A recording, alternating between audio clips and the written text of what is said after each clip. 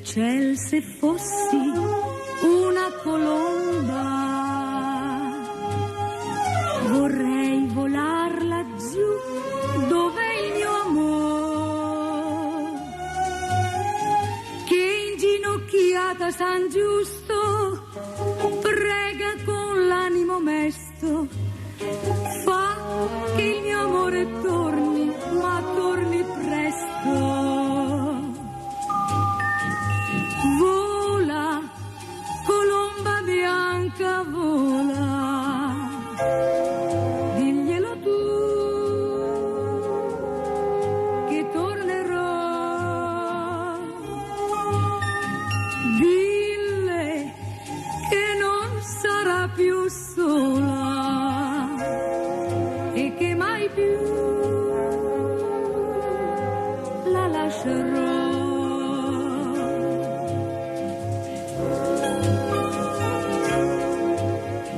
Tutte le sere m'addormento triste e nei miei sogni piango e invoco te.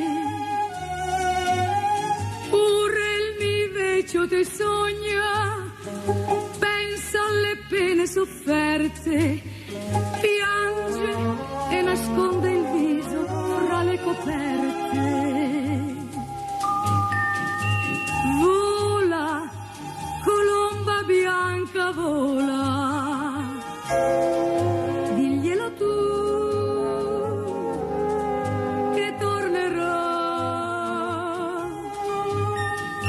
Dille che non sarà più sola e che mai più la lascerò.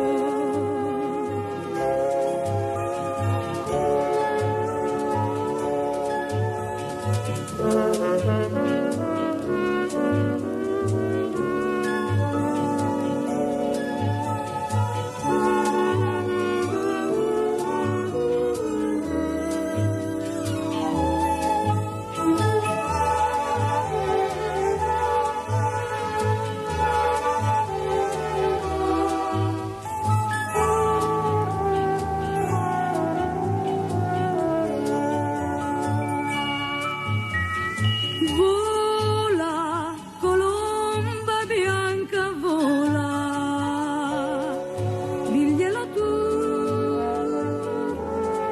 che tornerò. Dille che non sarà più sola e che mai più la lascerò.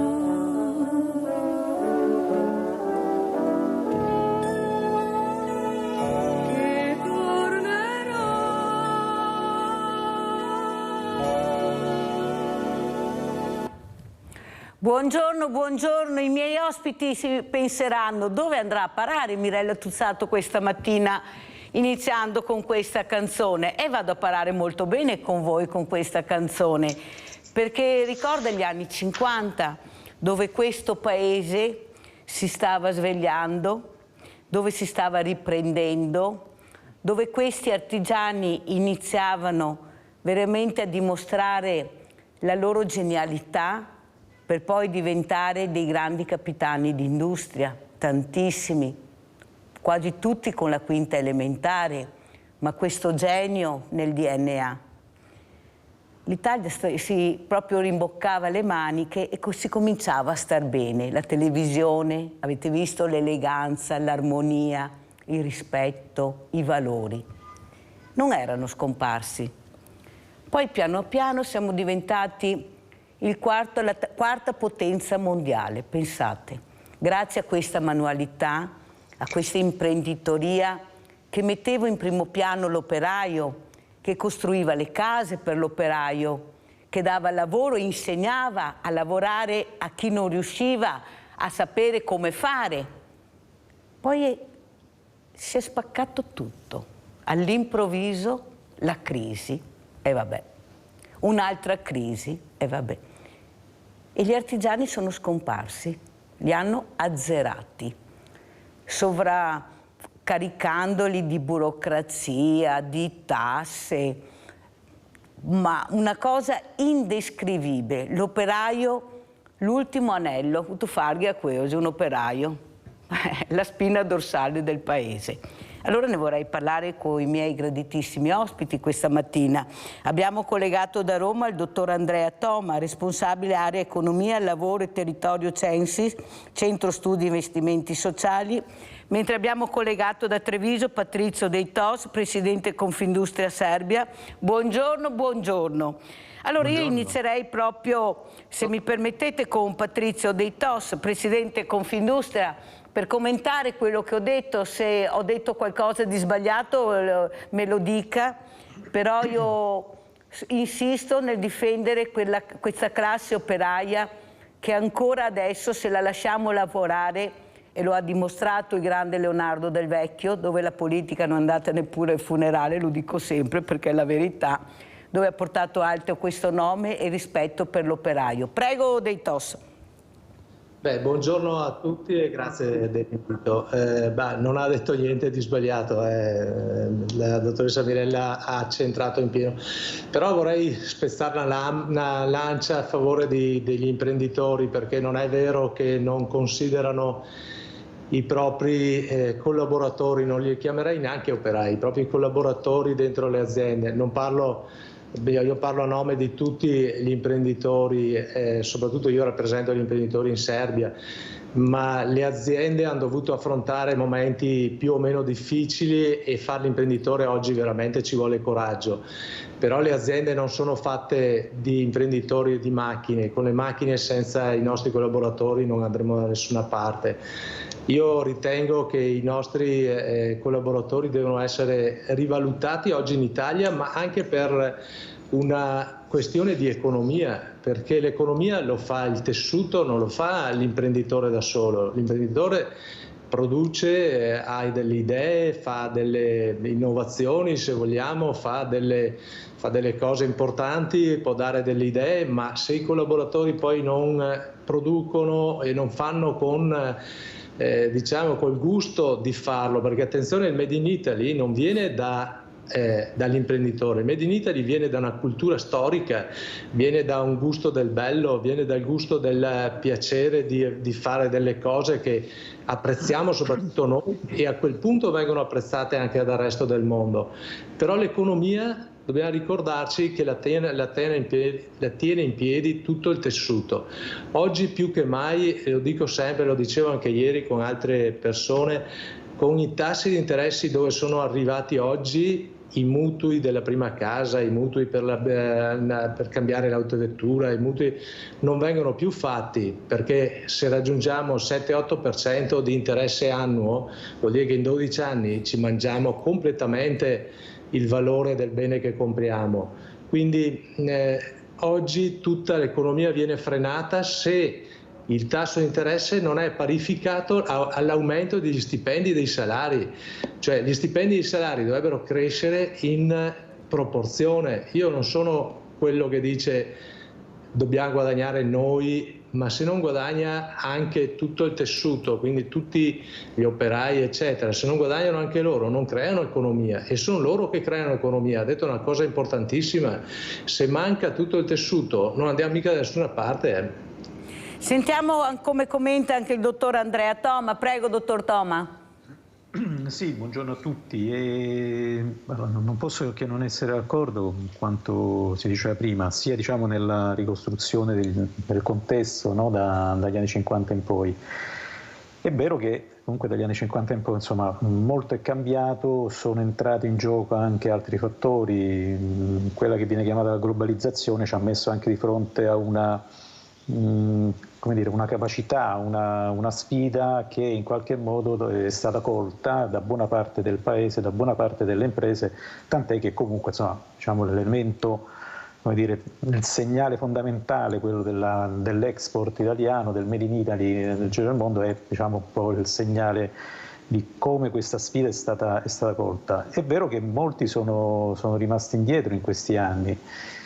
Abbiamo avuto anche, diciamo, dall'inizio dal 2000 in poi anche un periodo un po' di stagnazione, molto non è stato fatto nella parte di innovazione della pubblica amministrazione. Io insisto da questo punto di vista, quando la pubblica amministrazione diventa un peso e non una spinta a crescere, naturalmente si mette, come dire, in crisi un po' tutto quanto il sistema produttivo, il sistema sociale, il sistema economico. E poi un'altra cosa, è vero che insieme a questo periodo di grande stagnazione che c'è stato dal 2000 in poi e forse soltanto, diciamo, il 2021 con il rimbalzo dopo il Covid abbiamo cominciato a vedere dei tassi di crescita del PIL interessanti, ma naturalmente dopo aver subito una recessione fortissima nell'anno precedente.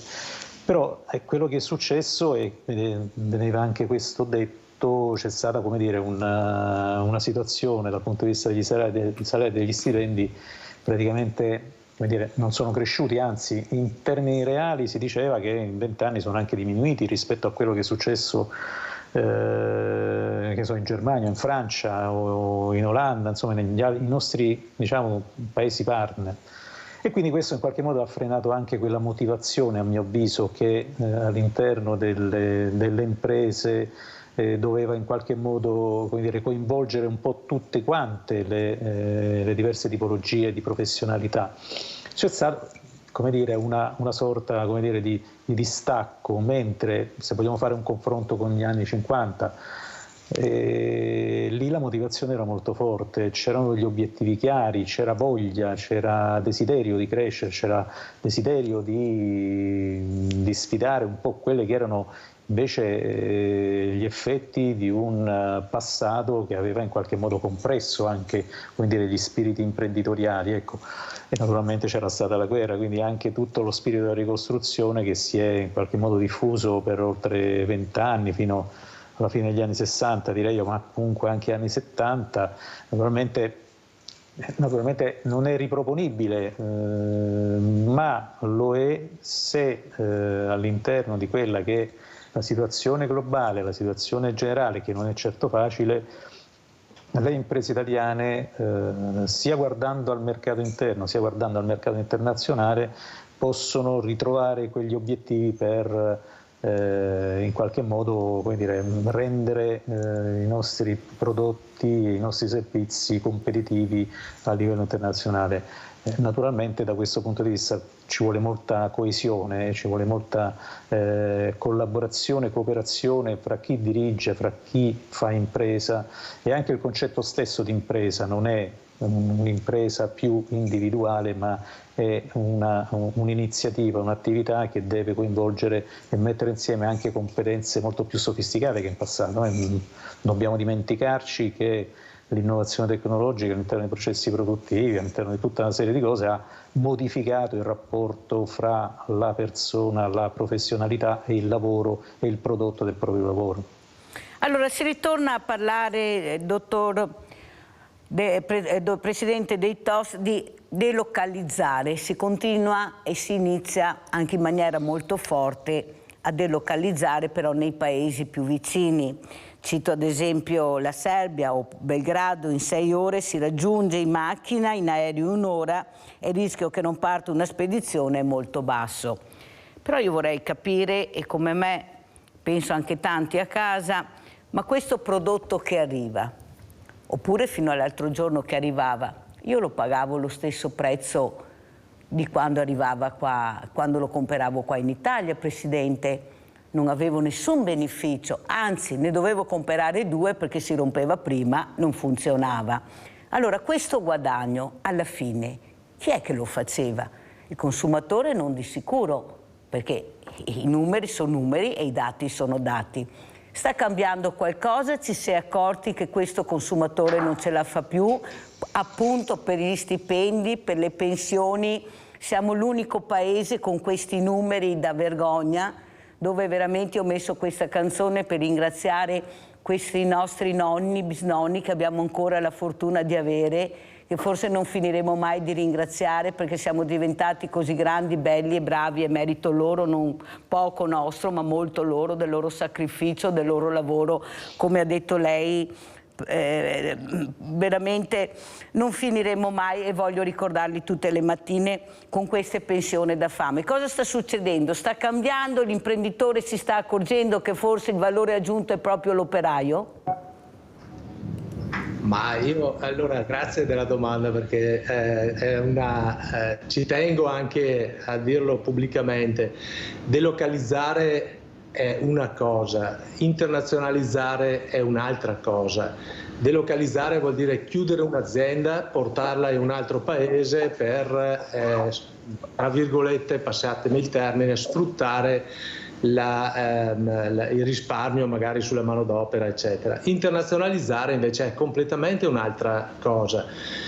Io spingo per la internazionalizzazione, cioè noi rappresentiamo moltissime aziende in Serbia, ma non per delocalizzare, ma per internazionalizzare. Oggi il dottor Tomà ha fatto riferimento a quello che è la globalizzazione.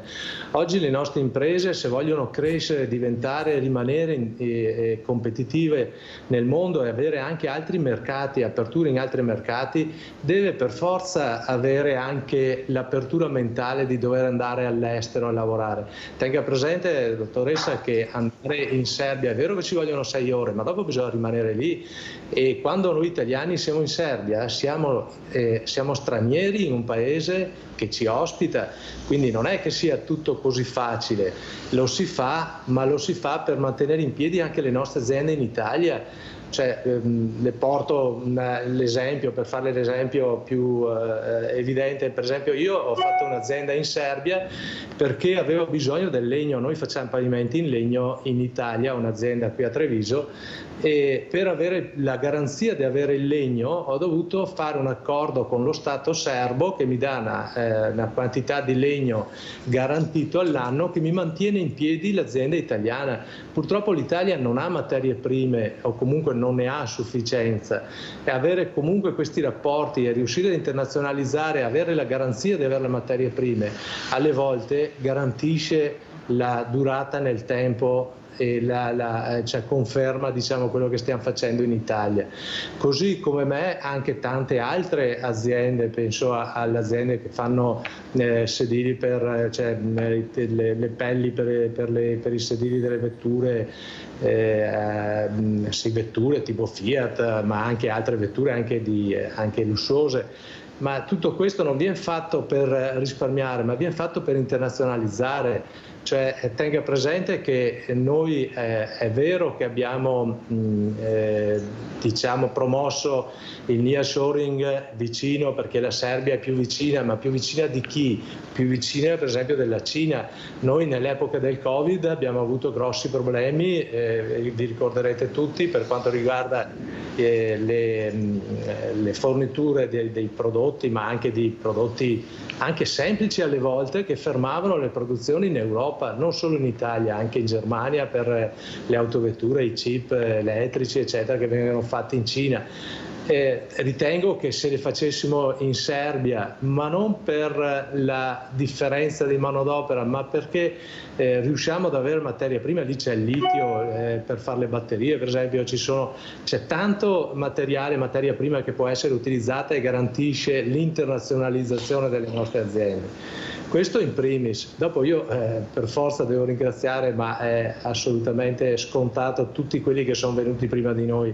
Abbiamo sentito la canzone, lei faceva riferimento alla Colomba Bianca di Nilla Pizzi, ma sicuramente in quegli anni c'era una situazione dove anche la tassazione era inferiore, la burocrazia era inferiore, si pensava a fare, non si pensava a tutto ciò che era la burocrazia per fare.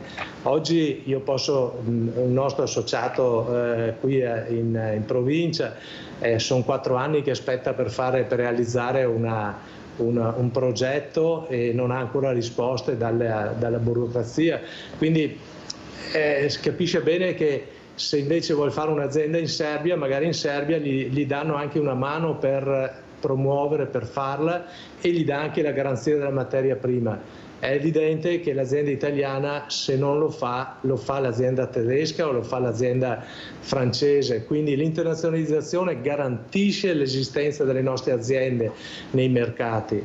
Io sono per l'internazionalizzazione, non sono contro l'internazionalizzazione. I costi, lei dice ma sono fatti meglio, sono fatti peggio, tenga presente che quando abbiamo aziende, anche tante aziende venete che ci sono lì, il know-how è quello italiano e c'è un'attenzione e portiamo, diciamo, il gusto, quello che parlavo prima del Made in Italy, lo portiamo lì e cerchiamo di fare gli stessi materiali e gli stessi prodotti con le stesse qualità, forse anche meglio alle volte, perché si cerca di migliorare ogni anno, si cerca di migliorare sempre di più i prodotti. Non ritengo che ci sia una, come dire, portare a uno svilimento del prodotto, anzi se questo non avviene sinceramente, lo svilimento per quanto riguarda le aziende italiane che lavorano per esempio in Serbia.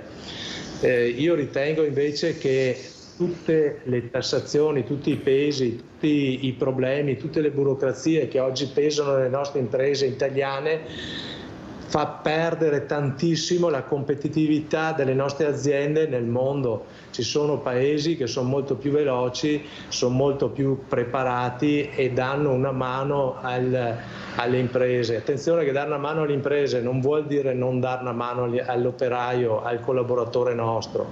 E non è vero che oggi abbiamo scoperto che l'operaio è diventato importante, ma lo è sempre stato. Lo è sempre, diciamo che probabilmente se torniamo indietro di 30 anni, 40 anni, 50 anni, forse il sindacato aveva anche motivo di esistere.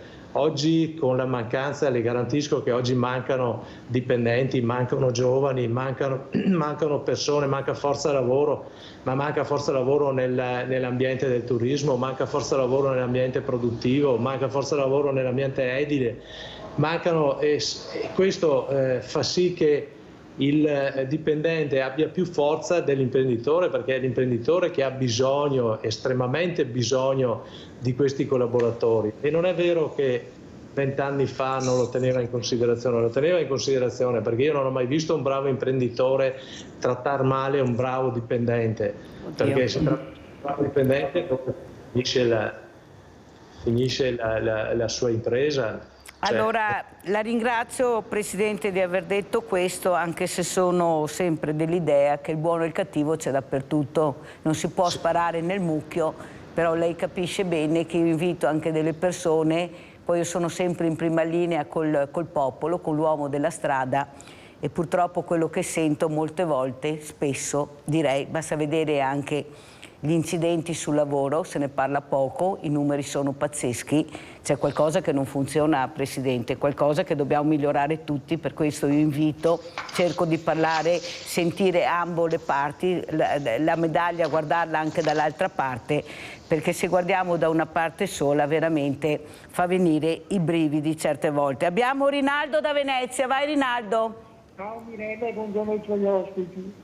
È Veneto una volta, aveva i migliori di tutto, perché il Veneto è benissimo che avevano i veneti da fatti gli artigiani, i ceramisti, gli architetti, avevamo tutto qua. Nel Veneto nel 500, guarda cosa che avevamo fatto. Dopo finiva la guerra e cominciava, sì è vero, campi che avevano di Sanremo, anche con la quinta, ha fatto posizione, ha fatto di tutto, ma ne conosco tanti in cammino.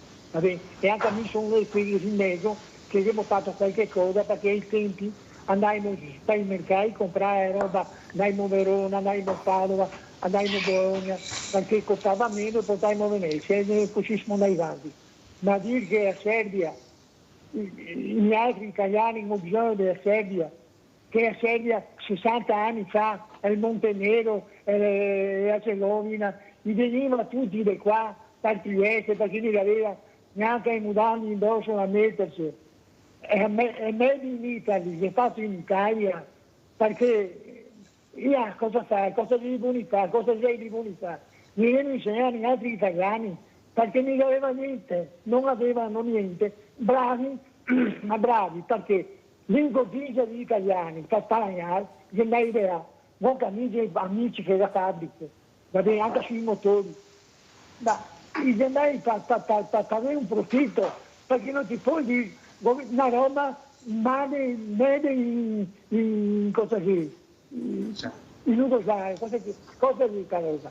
Lo che sei, Made in Italy è una roba che va in tutto il mondo, che io capisco dappertutto, ma è tutto un bidon che fai per guadagnare case, perché io ho un amico che aveva aperto una fabbrica in Ungheria che era da 20 anni non paga case, va bene, ero stato italiano da un buon, ma ti dà per tutti questi motivi che qua, mi spiego, dalla Iona Mirella, gli operai che qui abbiamo sull'Italia. Rinaldo, devo chiudere perché sennò non ce la faccio, ma sei stato molto chiaro con le tue riflessioni, ti ringrazio di questo, andiamo avanti perché voglio sentire anche il presidente Patrizio Dei Tos e dopo che abbiamo sentito già il dottor Andrea Tomà perché non mi hanno messo l'accento, ma si può, io chiedo a lei, dottor Tomà, un paese come il nostro può reggere se il 30% produce e il 70% mangia? Cioè qui noi vediamo, e qui abbiamo gli esempi tutti i giorni di truffe, ma sono milioni e milioni di euro che se ne vanno, che non vedremo più.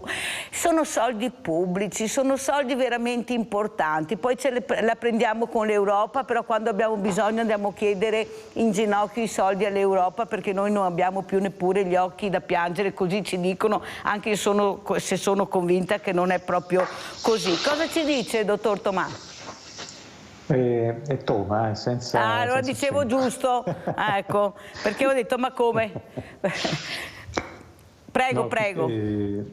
Diciamo che la domanda è più che legittima perché effettivamente da questo punto di vista abbiamo una situazione che in prospettiva appare abbastanza squilibrata, no? Lei diceva appunto il 30% produce e il 70% diciamo, non è diciamo, nella produzione, nella creazione di valore di questo paese.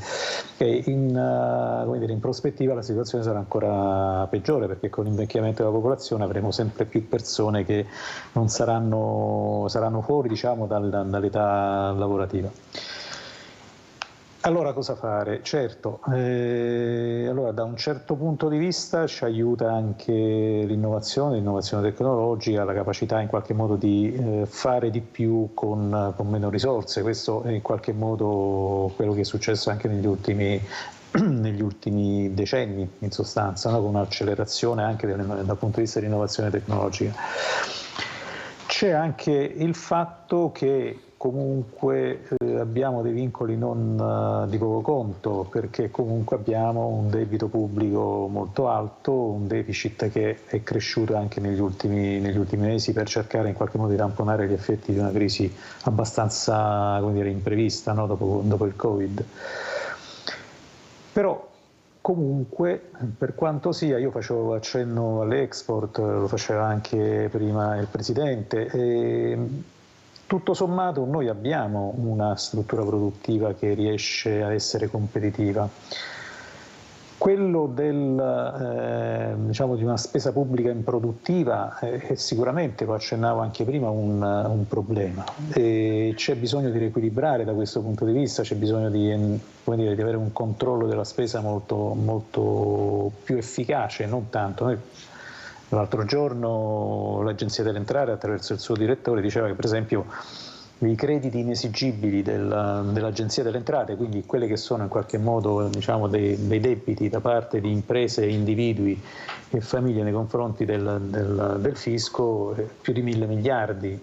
Non so se ci rendiamo conto, noi abbiamo un PIL di 1.700-1.800 miliardi, se abbiamo dei crediti che non verranno mai acquisiti, in qualche modo presi in qualche modo come risorsa, è naturale che abbiamo una situazione su cui bisogna in qualche modo intervenire. Se abbiamo ogni anno 200 miliardi di evasione contributiva, fiscale, lavoro irregolare, eccetera, eccetera, è naturale che lì qualcosa bisogna fare. Quindi in qualche modo quello che potrebbe essere all'interno di un'impresa, no? Cioè questa coesione, dicevo prima, questo rapporto in qualche modo di questa condivisione degli obiettivi, dovrebbe essere un po' più portata a livello anche nazionale, a livello generale e capire che in sostanza le prospettive nei prossimi decenni non è che siano così, appunto come dicevo prima, per questo squilibrio che c'è anche dal punto di vista della popolazione in età lavorativa, che tenderebbe in qualche modo a ridursi. L'abbiamo visto anche, i giovani in qualche modo sono molto di meno, cioè si sono proprio ridotti in sostanza, quindi anche questo è un altro problema. Però è naturale che occorre avere qualcosa che spinga un po' tutto quanto il Paese ad avere degli obiettivi comuni.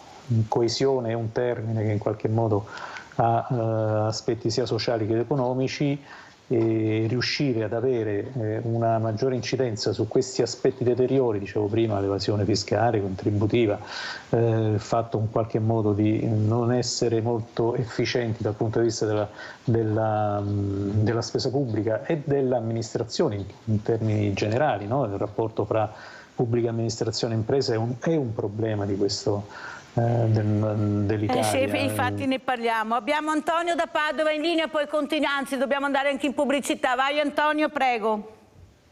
Sì, pronto. Buongiorno Mirella e buongiorno anche agli ospiti. Comunque, quando andavo a scuola dicevano che l'Italia era il paradiso d'Europa. Adesso guardiamo come siamo messi.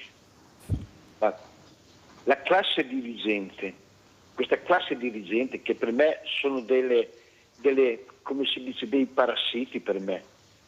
Perché una volta io prendevo 1 milione delle vecchie lire, è un politico che portava a casa 10 milioni. Adesso io prendo 1.000 euro al mese e un politico si porta a casa 10-12.000 euro. C'è una sproporzionalità enorme. E poi se uno va a vedere su internet gli stipendi da nababbi che hanno questi politici e le pensioni d'oro, non ne mettiamo mica le pensioni d'oro.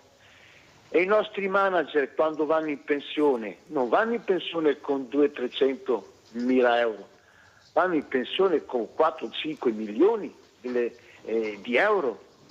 Cioè, ma io dico una cosa, ma si usa l'euro come se fossero le lire per loro. Parlano di milioni e milioni di euro, che dovrebbe essere lire, magari fossero lire, sono milioni. Ma chi è che paga tutti quei soldi là? Un vecchio presidente emerito porta a casa 90-96 mila euro al mese di pensione. Adesso io faccio un ragionamento.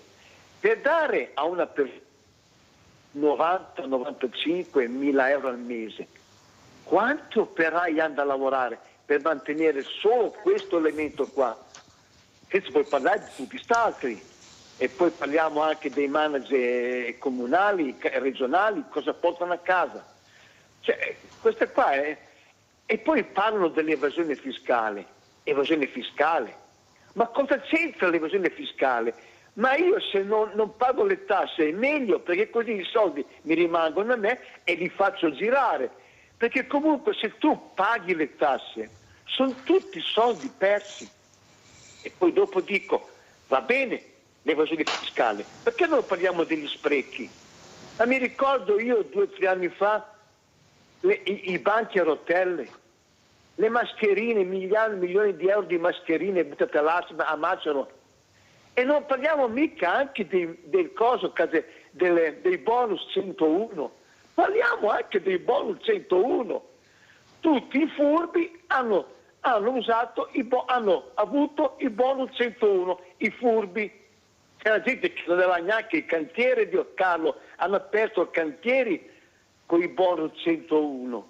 Ma questa qua è l'Italia. Cioè, si parla tanto di evasione fiscale, che per me fanno bene, perché quando parlo di evasione fiscale, gente che magari porta la direzione all'estero in Olanda, perché là c'è il paradiso fiscale. No, non è che là c'è il paradiso, là le tasse sono giuste.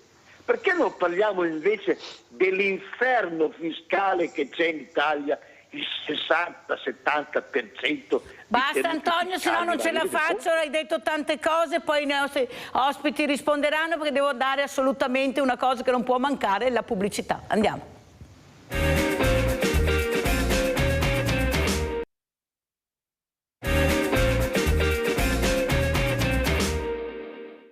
Sosteniamo da tempo che una politica migratoria fatta bene, senza slogan, con accordi mirati, sarà importante. Parole del presidente di Confindustria Veneto Est, Leopoldo Destro, in merito alla mancanza di lavoratori che interessa in modo trasversale il settore manifatturiero e terziario. La sua proposta: pensare ad una politica di inclusione e occupazione con accordi presi già dal paese d'origine dei migranti. Questo al fine di affrontare la desertificazione demografica del nostro territorio, che già oggi, partendo dalla provincia di Treviso, specchio delle altre realtà provinciali venete, vede una diminuzione del 30% del tasso demografico. Significa che nel 2030 in Veneto saranno 180.000 le persone in età lavorativa in meno. Il sistema lavoro è in continuo movimento e quindi le politiche anche di welfare che le singole aziende stanno portando avanti danno una nuova visione del lavoro e del modo di approcciare il lavoro. Quindi l'altra sua proposta: chiedere al governo di mettere a terra il PNRR e portare avanti eventuali modifiche in accordo naturalmente con l'Europa, specie per quei famosi 20 miliardi di euro di progetti sfumati, vedi tra gli altri il Bosco dello Sport di Mestre, e di cui le aziende potrebbero portare avanti le nuove progettualità in qualità di soggetto appaltante. In una unione, in un unisono e in una visione che deve essere appunto comune. Se ne è parlato a Marghera in occasione della presentazione del Patto per la coesione sociale, firmato con CGIL, CISL e UIL. In evidenza anche le 30.000 aziende venete a rischio infiltrazioni mafiose. È evidente che rispetto a questo noi, attraverso il patto, anche accendiamo una luce e costituiamo in qualche modo un presidio. Veneto che farà sentire forte la propria voce a Roma, considerato che dopo Assolombarda rappresenta la seconda più grande Confindustria d'Italia. Queste sono le nostre proposte che andranno sviluppate partendo dal patto che abbiamo sottoscritto, perché il patto è un punto di partenza che richiede gambe e richiede interventi che dovremo condividere assieme a Confindustria. Allora, Presidente dei TOS, lei ha dichiarato, visto che lei è Presidente Confindustria Serbia, lei ha dichiarato: se prima in Serbia forniva manodopera non specializzata, manovalanza, ora sono molto forti e dispongono di professionisti iperspecializzati.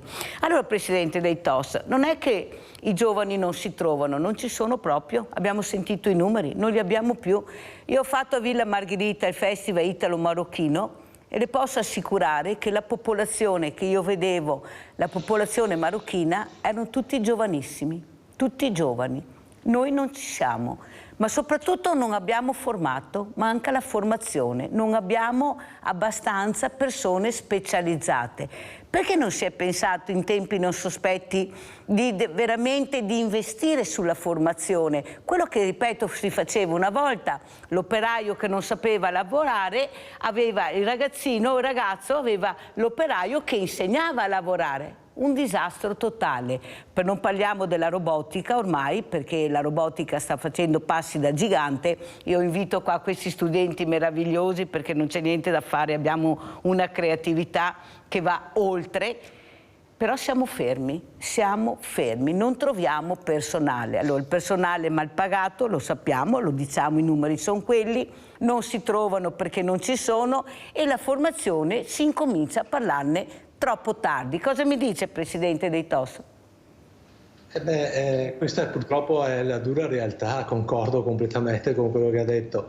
Purtroppo i giovani, spesso e volentieri sento dire: ma non ci sono i giovani di una volta. Non è mica vero, i giovani di oggi sono come quelli di una volta, anzi troviamo anche i giovani molto in gamba. È che ce ne sono pochi, ce ne sono veramente pochi, sono diminuiti tantissimo. Secondo me è probabilmente una politica anche di come aiuto alle famiglie, di quel famoso cuneo fiscale di cui si parla spesso, però non si porta mai non si mette mai a terra. Cioè potrebbe aiutare le famiglie. Oggi purtroppo un po' la situazione familiare, un po' il cambio di modo di vita, i figli si fanno sempre più tardi, eccetera, le famiglie sono sempre meno e ci sono sempre meno giovani. Questo crea un grosso problema, è un problema che noi nelle aziende viviamo quotidianamente. Oggi abbiamo media dei dipendenti dentro le aziende che sono molto alti e non va bene. Bisogna avere tanti giovani che crescono, il futuro si crea con i giovani, non si crea mica con gli anziani. Oggi dovremmo riuscire a trasmettere anche tutto il saper lavorare eccetera anche ai giovani, ma non solo per la forza lavoro proprio in sé, ma anche come fare, non so, anche penso agli uffici, ai medici, penso al turismo, ai cuochi, ai camerieri, penso a tutti, cioè purtroppo colpisce tutti quanti perché mancano completamente i giovani. Sono d'accordo che le altre popolazioni, le altre parti del mondo che hanno invece continuato a procreare più di prima, oggi hanno un vantaggio solo per questo motivo. Quello che diceva il presidente Destro, Leopoldo Destro, è esattamente vero. Bisogna creare delle politiche inclusive dove si possa anche, diciamo, includere queste forme di arrivi di migranti che possono arrivare e darci una mano. Però secondo me la politica primaria bisogna farla con le famiglie, col cuneo fiscale per le famiglie, per dargli una mano, per dare ancora il valore a quello che è la vita e alle nuove vite. Poi il dualismo, quello che ha detto lei, è veramente una cosa a cui io credo. Io faccio parte anche di una società che si chiama Arca, che è fatta a Vittorio Veneto con Suor Raffaella, che è della scuola delle suore qui di Vittorio, per avviare, ma sia a livello impiegatizio, di commerciale, sia anche ad alto livello, anche come IT eccetera, per avviarli a un lavoro, a capire cos'è il lavoro, a creare un po' la sinergia tra azienda e giovane che deve capire un po' come funziona il mondo del lavoro, creare quindi anche il futuro per le nostre aziende. Vede Presidente dei TOS, io la scorsa settimana ho avuto degli ospiti, dei giovani che ci sono diventati di lavori incredibili, anche girando il mondo, e hanno portato a casa quel know-how che qui non riusciamo ad avere, però loro ci credono.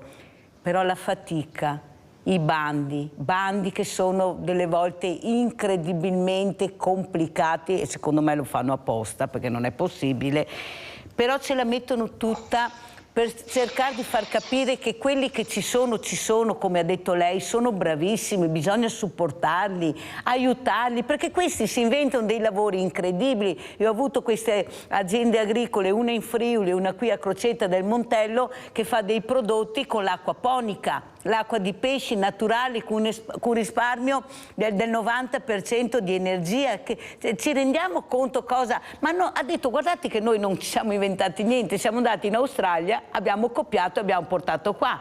Però un conto è lavorare in Australia, un conto è lavorare qua. Sono giovani di 30 anni che ce la stanno mettendo tutta per rimanere in piedi. Perché non vengono aiutati? Ecco, le associazioni industriali, che siete una forza, ma siete una grande forza.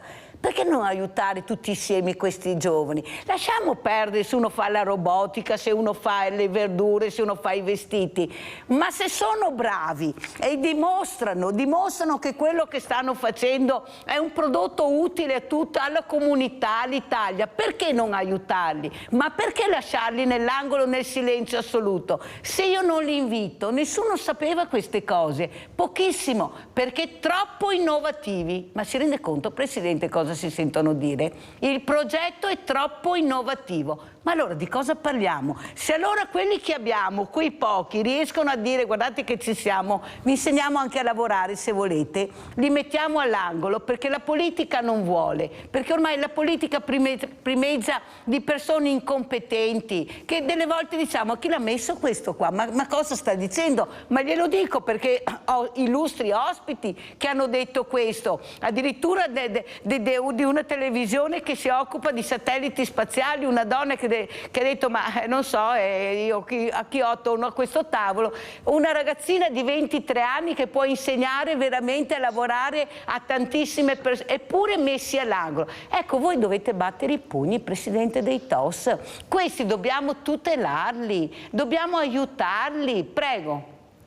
È assolutamente verità. Lei ha nominato l'idroponica, ma ci sono tante, ma io dico non c'è niente di troppo avanti. Siamo noi che siamo forse un po' troppo indietro, ma io ho più di 60 anni, quindi mi sento vecchio anche rispetto ai giovani, quelli che stanno crescendo, ma magari avessi gente, io sono uno che sì, sono molto entusiasta e molto positivo sempre, e cerco sempre di scoprire cose nuove, perché un imprenditore deve sempre pensare a migliorare, a fare qualcosa di più, per cui ben vengano questi giovani, assolutamente vanno aiutati. Parchi tecnologici, oggi si comincia a parlarne, sentivo anche il presidente Destro che ne parlava, ma sicuramente bisogna portare avanti queste idee. Dopo è chiaro che su 100 ne sfoceranno 5, ma non importa, cioè già 5 sono tante, anche una sarebbe tanta, perché farebbe avanzare, diciamo, tutto quello che è il nostro sapere, e anche la nostra cultura, la nostra economia. Per cui sposo completamente tutto quello che ha detto, sono assolutamente d'accordo. La ringrazio Presidente, la ringrazio, perché veramente io ci credo in questi giovani. Io sono stanca di sentire che non hanno voglia di far niente, che sono dei fannulloni, che vivono con reddito di cittadinanza. Sono veramente stanca, perché io li vedo, parlo con loro, li invito, anzi devo dire che veramente rimango a bocca aperta delle volte a sentire anche con quanto amore stanno cercando di resistere. Ma poi se vediamo gli studenti che non trovano casa, allora l'operaio non trova casa, lo studente non trova casa, lo stiamo formando, Presidente, lo stiamo formando per un futuro. È quello che non riesco a capire, dove vuole andare a parare la politica, dove vuole andare a parare. Lo chiedo al dottor Tomà. Dottor Tomà, lei censia addirittura 100 studi investimenti sociali, ce li spiega questi investimenti sociali, visto che io mi occupo di sociale e non ne vedo neanche uno, anzi vedo sempre tagliare di più il sociale, o sbaglio? Ci spieghi, dottor Tomà, perché l'ho invitata apposta per capirci qualcosa, perché non ci capiamo più niente noi che siamo in prima linea, forse non ce lo dicono. Me lo spieghi lei, dottor Tomà, la prego, me lo spieghi.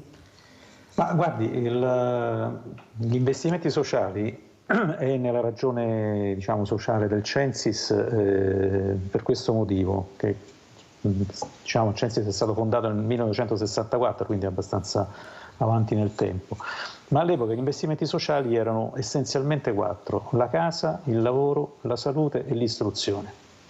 Ed era su quello che negli anni 60 si stava fondando un po', come dire, cercare di consolidare quelli che erano tutti quante le prospettive di crescita, che poi alla fine si sono rivelate positive, insomma, per il Paese. Quindi secondo me c'è anche bisogno di ritornare un po' a questi investimenti sociali, no? Non tanto in termini di diritti, no? Diritto alla casa, diritto al lavoro, diritto all'istruzione, diritto alla salute, sono oggettivamente fondamentali considerarli come diritti, perché sono anche, come dire, all'interno della nostra Costituzione, tutti quanti diciamo, i principi anche di coesione che ci sono all'interno del Paese. Però su questi bisogna ricominciare a ragionare in maniera un po' più chiara. Prendiamo il lavoro, è vero che mancano i giovani, è vero che non ci sono giovani, ma contemporaneamente noi abbiamo un tasso di disoccupazione giovanile che sfiora il 20%, in alcune regioni del Paese, nel meridione, supera e si attesta intorno al 25%, unico Paese in tutta l'Unione Europea. Vogliamo parlare della qualità dell'istruzione che esce fuori, che cosa produciamo? Noi abbiamo ancora pochissimi laureati in confronto agli altri Paesi. C'è poca gente che si laurea, quindi abbiamo un problema sia di quantità che un problema di qualità. Allora, questi investimenti sociali, è naturale, la casa è fondamentale, perché se un ragazzo che vive e merita di andare a studiare, diciamo originario, che ne so, della provincia di Lecce, merita di andare a studiare all'Università di Bologna, deve trovare a Bologna delle condizioni che gli consentono di come dire, di esercitare quel proprio diritto allo studio e in qualche modo far valere le proprie competenze che sta accumulando nel frequentare l'università.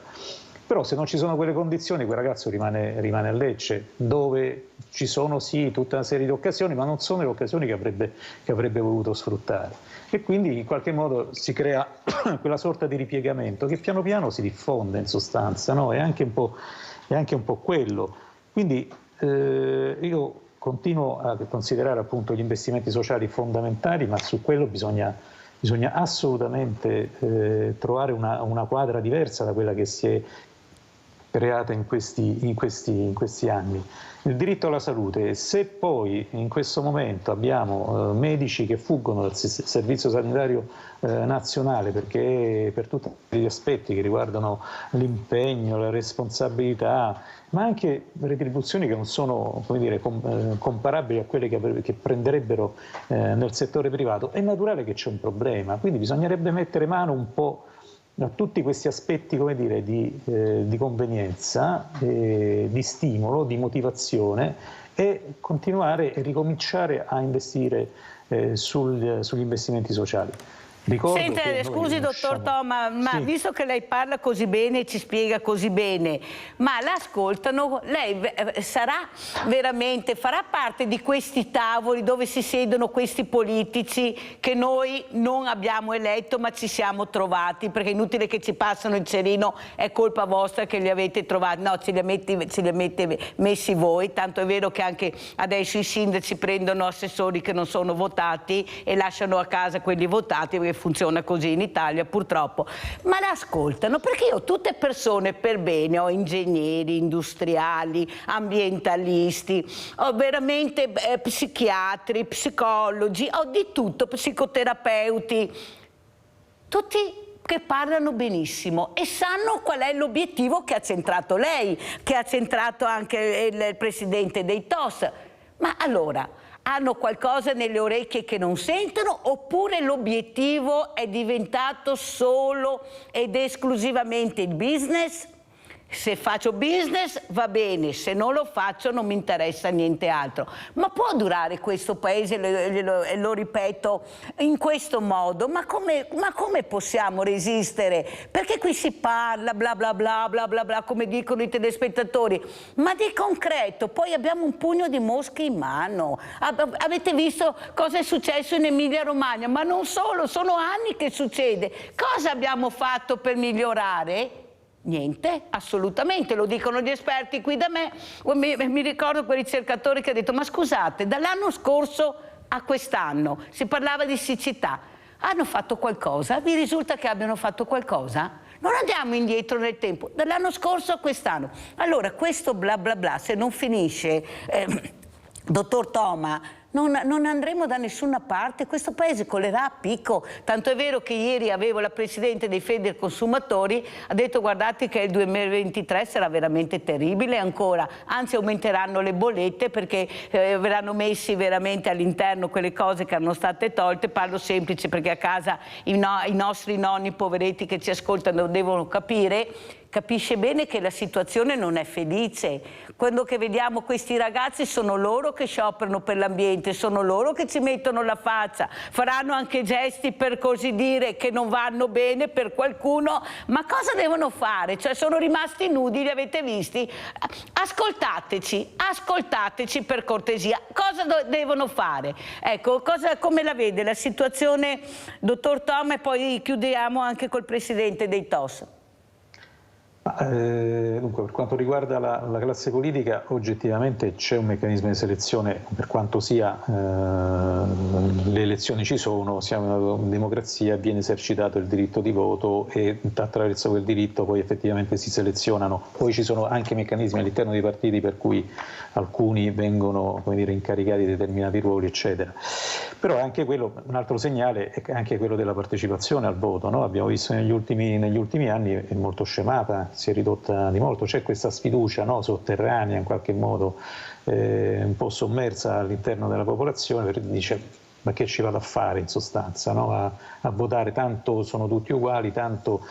però quello è un principio di distacco che non ha, come dire, porta soltanto a un vicolo cieco, non porta a nessun tipo di soluzione. Quindi da un lato abbiamo una classe politica che tutto sommato bisogna dire, ecco, a proposito di investimenti sociali, ecco, non abbiamo negli ultimi anni abbiamo investito poco nella formazione politica, ma anche nella coscienza politica delle persone. Ecco, questo è una cosa su cui in qualche modo avremmo dovuto ragionare. Sempre ritornando agli anni 60, è naturale, all'epoca c'erano forti centrali di formazione politica che hanno creato anche tutta una serie di opportunità dal punto di vista, no, della gestione del paese. E anni 80 e anni 90 in sostanza si è molto più spostato, come diceva lei, su questioni di business più che di politica, no? E a quel punto è naturale che è diventato, tutti gli obiettivi si sono in qualche modo riconsiderati e riconfigurati. Che cosa fare? C'è bisogno naturalmente, partendo anche dai giovani, di riportare un po' l'attenzione a quelli che sono, ecco, tutte le manifestazioni a cui lei faceva cenno giustamente, che sono state criticate, sono state in qualche modo, però anche il termine, no, ultima generazione, per riprendere, diciamo, il gruppo che in qualche modo qui a Roma noi ce l'abbiamo in qualche modo visto, nelle nostre fontane sono diventate nere con questo carbone vegetale. E ultima generazione è veramente quasi un monito, no? È quasi una specie di un punto di non ritorno, nel senso che potrebbe essere l'ultima generazione che potrebbe gestire, come dire, una situazione ancora di equilibrio ambientale, ma dovrebbe essere in grado in qualche modo di superare tutte queste crisi. La ringrazio, dottor Toma, di aver detto questo, di averli citati, perché se qua continuiamo e qualcuno cerca di mettere gli uni contro gli altri, non capendo che c'è qualcuno che veramente ci mette la faccia, anche il corpo, per far capire che ormai siamo al limite della sopportazione, capite bene che dobbiamo solo ringraziare. Scusate, io la vedo così, forse perché, ecco, parlo forse più di altri con loro e sento questo dolore di questo non ascolto che hanno questi ragazzi. Grazie al dottor Andrea Toma. Sentiamo come chiude il presidente di Confindustria Serbia, Patrizio De Tos. Prego, presidente. Io vorrei solo dire una cosa, cioè gli imprenditori comunque oggi più che mai sono molto attenti anche a quello che è l'ESG, cioè quindi il green, eccetera, un po' perché sono proprio questi giovani che ti spingono. E gli imprenditori secondo me stanno seguendo un po' la strada, quindi la strada del welfare, la strada della sostenibilità, dell'economia circolare, stanno seguendo un po' questa strada. Certo che bisogna essere un po' coadiuvati un po' anche da tutto il sistema, perché è chiaro che noi dobbiamo fare quello che l'utente o comunque il mercato chiede. Però bisogna che ci sia, come diceva lei, anche tutta la forza politica, ma anche tutta l'organizzazione che segue la stessa direzione. Io ritengo che per l'amor di Dio, io rispetto sempre qualsiasi manifestazione, anche perché per fare una manifestazione uno ci mette la faccia. Dopodiché bisogna anche fare, però bisogna anche portare dei risultati, e la speranza mia è che tutti quanti insieme riusciamo a portare dei risultati positivi per tutti, anche perché il rischio del climatico, il rischio di queste inondazioni eccetera sono veramente pericolose, ma non tanto perché se distruggesse solo il campo cioè, fa male, ma vabbè, però ci sono delle vite, ci sono dei morti, ci sono delle persone che ci lasciano la pelle, quindi non si scherza, bisogna fare qualcosa. Grazie, salutiamo anche Patrizio De Tos, presidente Confindustria Serba. Grazie veramente, presidente, di essere stato con noi. Adesso andiamo in pubblicità.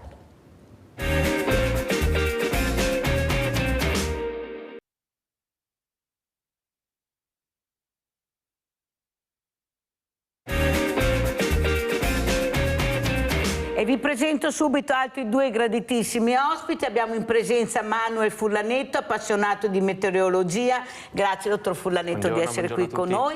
Abbiamo collegato Stefano Dal Colle, presidente Federazione Apicoltori in Veneto. Eccolo qua, il nostro Stefano Dal Colle. Buongiorno. Buongiorno a voi, buongiorno a voi tutti. Ecco, la sentiamo benissimo, mi fa molto piacere. Allora partiamo proprio con Furlanetto, con Manuel Furlanetto, appassionato di meteorologia. Allora noi tanta confusione, sì, scusi se ve lo dico, ma proprio tanta. Sì. Un cellulare dice una cosa, un altro ne dice un'altra, senti i telegiornali un'altra. Cioè cosa sta succedendo, che primavera abbiamo e cosa sta arrivando come estate? Ci dica almeno le previsioni, visto che avete questi algoritmi, tutte queste cose che magari un'indicazione ce la potete dare, prego. Partiamo subito dicendo che le applicazioni dei cellulari si basano su degli algoritmi che non tengono conto delle varie zone microclimatiche che abbiamo in tutta Italia, in tutto il mondo, quindi magari non possono sapere la caratteristica della morfologia del Trevigiano come del Vicentino, e quindi si basano su degli algoritmi che dicono piove, non piove, però molto difficilmente riescono ad indovinare l'orario, le caratteristiche della perturbazione che viene a coinvolgerci. Per quanto riguarda la primavera che stiamo vivendo è un po' diversa rispetto soprattutto a quella dell'ultimo biennio, perché abbiamo un maggio caratterizzato da diversi nuclei freschi che scendono dal nord Europa e che trovano libertà, in quanto non siamo interessati da anticicloni che solitamente in questo periodo già ci erano venuti a far visita, come ad esempio quello subtropicale africano, che è quello responsabile di temperature elevate e afose, quindi difficili anche da sopportare, soprattutto in estate, perché non è tanto la temperatura ma è il tasso di umidità quello che ci fa percepire più caldo. E non abbiamo quest'anno neanche l'anticiclone azzorriano, che già sta venendo meno nelle nostre zone negli ultimi anni, ma in questo periodo nello specifico sta salendo di latitudine, quindi diciamo sfiora le isole britanniche fino alla Scandinavia. Negli scorsi giorni faceva più caldo in Lapponia rispetto alle zone nostre, infatti lì si raggiungevano 25 gradi, noi con la pioggia eravamo 12-13, un piccolo esempio. Di conseguenza, non avendo questi anticicloni, l'Europa meridionale è libera e può essere investita da perturbazioni che possono essere più o meno organizzate, più o meno intense, e possono creare anche diversi danni, come abbiamo appena visto nel recente passato, nei giorni scorsi in Emilia-Romagna, che tra parentesi si è trovata in una situazione molto sfavorevole per diverse cause che l'hanno coinvolta. Per quanto riguarda il finire di maggio e sembrerebbe anche giugno, con le ultime proiezioni appena uscite, potremmo avere un inizio di estate, una partenza senza picchi di caldo elevati, magari con giornate anche stabili, però con i classici temporali pomeridiani che si formano grazie alla radiazione solare, quindi le temperature elevate del sole permettono all'aria calda di salire, formare i classici cumulonembi, che sono i responsabili dei temporali, e portare precipitazioni soprattutto nelle zone a ridosso dei rilievi, perché i pendii favoriscono la risalita dell'aria calda e generano poi i temporali, a volte anche accompagnati da grandine, che è il fenomeno un po' più pericoloso, diciamo. Avete sentito com'è preparato il nostro dottor Manuel Furlanetto? No, perché siccome parlavamo di giovani, prima poi le chiederò un commento, so che lei ha seguito qualcosa della trasmissione della prima parte, adesso vorrei sentire anche cosa ne pensa Stefano Dal Colle, ecco, di questo tempo. Lei è Federazione Apicoltori in Veneto, un altro tema molto delicato, queste api che stavano scomparendo, mi ricordo il grido d'allarme che negli anni scorsi, ecco, com'è adesso la situazione? Dal Colle cosa ci dice? Beh, allora, le api scomparirebbero se non ci fosse il lavoro dell'apicoltore che le segue oggi. Però adesso l'accenno che si è fatto, mi fermerei un attimo su questa faccenda del clima, perché stiamo in un brutto periodo. Noi abbiamo quasi azzerato la principale produzione di miele, il miele di acacia. Il miele di acacia rappresenta almeno la metà della produzione di uno che lavora con le api e che deve darsi da fare per produrre appunto un reddito. È quasi azzerata la produzione di acacia quest'anno e c'è il rischio appunto di avere poi nel mercato mieli che non sono mieli, ma dopo, se mi permetterà, vorrei fare un cenno anche proprio all'incontro che ho avuto ieri alla 13ª Commissione Agricoltura della Camera dei Deputati, proprio per riguardo anche... No, ce lo racconti, siamo curiosi noi, no, ce lo racconti?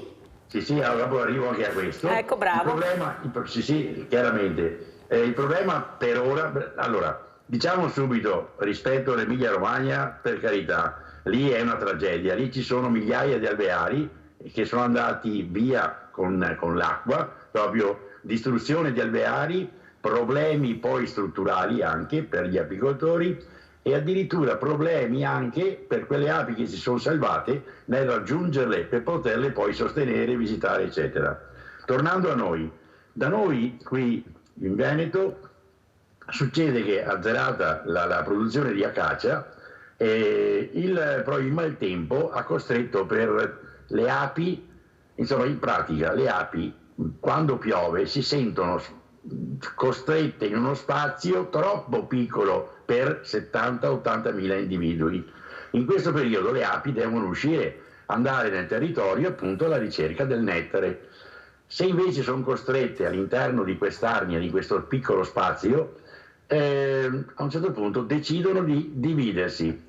Metà circa dell'alveare con la resina vecchia se ne va per cercare una nuova sistemazione, metà dell'alveare rimane con la vecchia famiglia e tenta appunto di ripartire con una nuova regina. In questo periodo quindi, oltre ad avere il danno della mancanza di produzione di miele, abbiamo anche la beffa della divisione degli alveari che si dividono non produrranno per il 2023, produrranno nel 2024. Ma sarà facile trovare casa per queste nuove famiglie che si stanno formando? Sì, allora... Mica gli affitti alti per fortuna? Come me? Allora io devo alzare il volume perché non ho sentito bene. No, è meglio che non abbia sentito, ma vada avanti del collo. Prego. Ok, adesso ho capito. E allora, non ho capito veramente la domanda, mi scusi. Se è facile trovare casa per queste nuove famiglie che vanno via dalla vecchia casa e ne cercano una di nuova? Sì, allora, dunque in genere l'apicoltore cerca di recuperare questi sciami. Lo sciame si posa a qualche metro di distanza dall'alveare di partenza su un ramo di un albero, l'apicoltore poi provvede a recuperarlo, a rimetterlo in una nuova casetta, in una nuova arnia.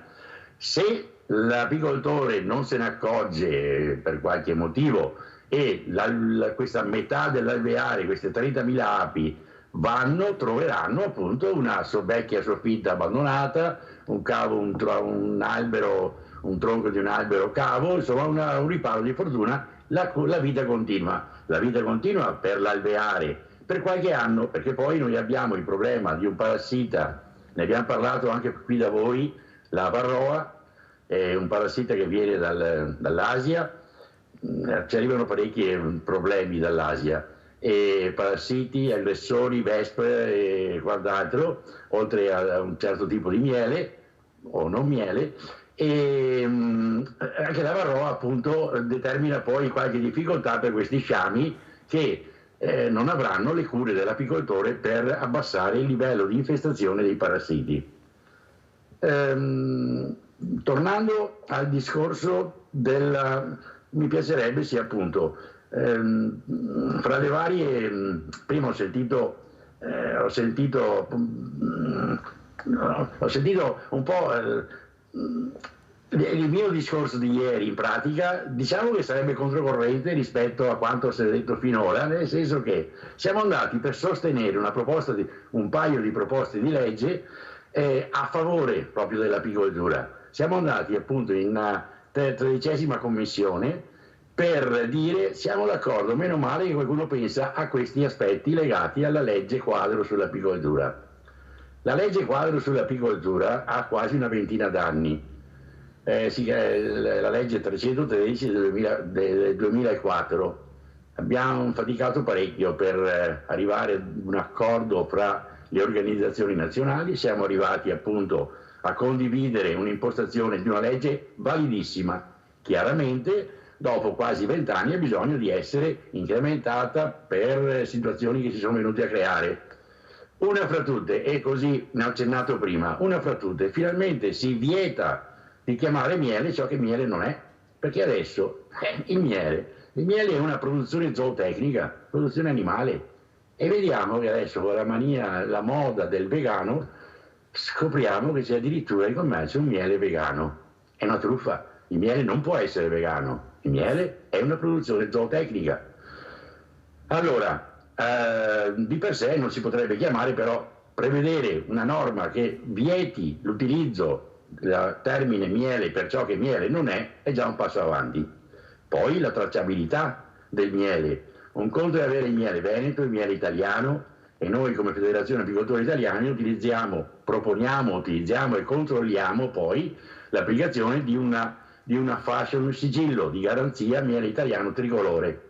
È quello che ha utilizzato anche qualche anno fa, se vi ricordate, quando era il ministro Zaia, che ha regalato un vasetto di miele al G8 di Cisone di Valmarino, ai giornalisti del mondo, e ha regalato un vasetto di miele semplicemente, senza etichetta, semplicemente col sigillo miele italiano, tricolore.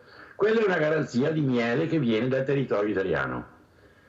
Poi un'altra cosa che abbiamo condiviso con i proponenti di queste modifiche di legge ed è importantissima, la promozione dell'apicoltura nelle scuole.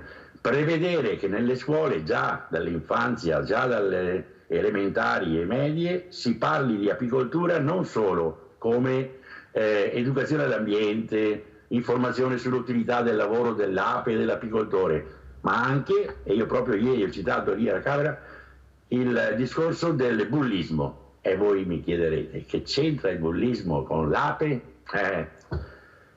Proprio sabato, credo, con il giornalista Lucio Zanato, c'era in diretta c'era il prefetto di Treviso che parlava del problema del bullismo, un problema grave, ma abbastanza purtroppo diffuso, e sono stato interpellato proprio su questo perché io vado nelle scuole elementari e medie e dico: ragazzi, guardate che l'ape piccolina si difende dal bullo calabrone, che è molto più grosso, prepotente, aggressivo, e soccomberebbe da sola. L'ape piccolina soccombe di fronte a un calabrone. E cosa fa per salvarsi?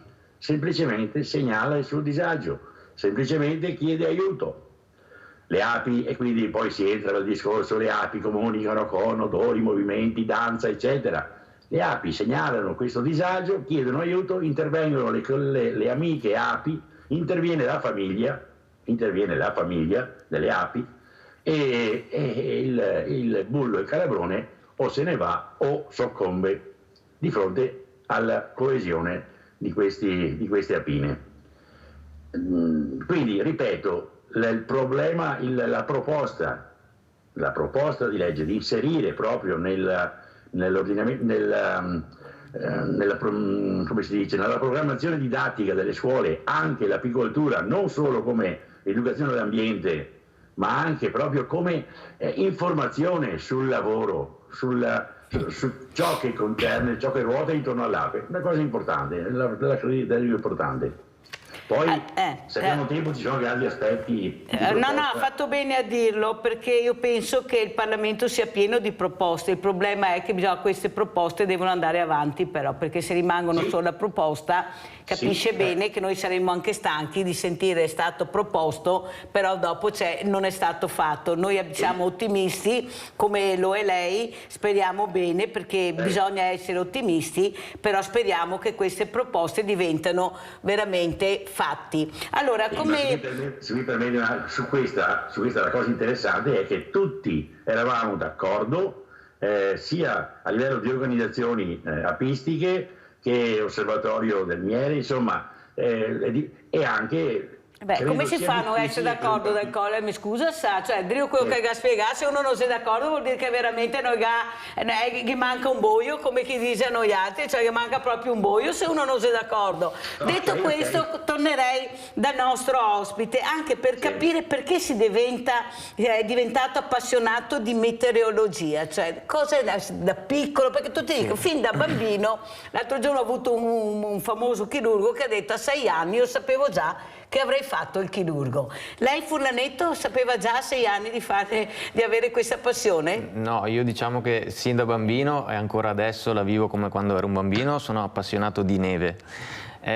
quindi quando ero piccolo io ancora non c'era ad esempio internet 24 ore in casa, tutto quanto, quindi bisognava aspettare il TG della sera per vedere se nevicava, se non nevicava, quindi dopo un po' mi ero un po', tra virgolette, stufato di dover aspettare sempre quell'unico appuntamento giornaliero. Allora pian piano leggi di qua, leggi di là, poi tramite i forum di appassionati, le varie community mi sono sempre più appassionato, ho iniziato a parlare con gente che ne capiva più di me, ho imparato diverse cose, ogni giorno leggo quotidianamente articoli di appunto argomenti di mio interesse e da lì ho accresciuto un po' la conoscenza in materia e continuo a farlo perché essendo una materia molto dinamica ogni giorno succedono cose diverse che ti permettono di poter capire e comprendere di più i vari aspetti di questa materia che secondo me è stupenda.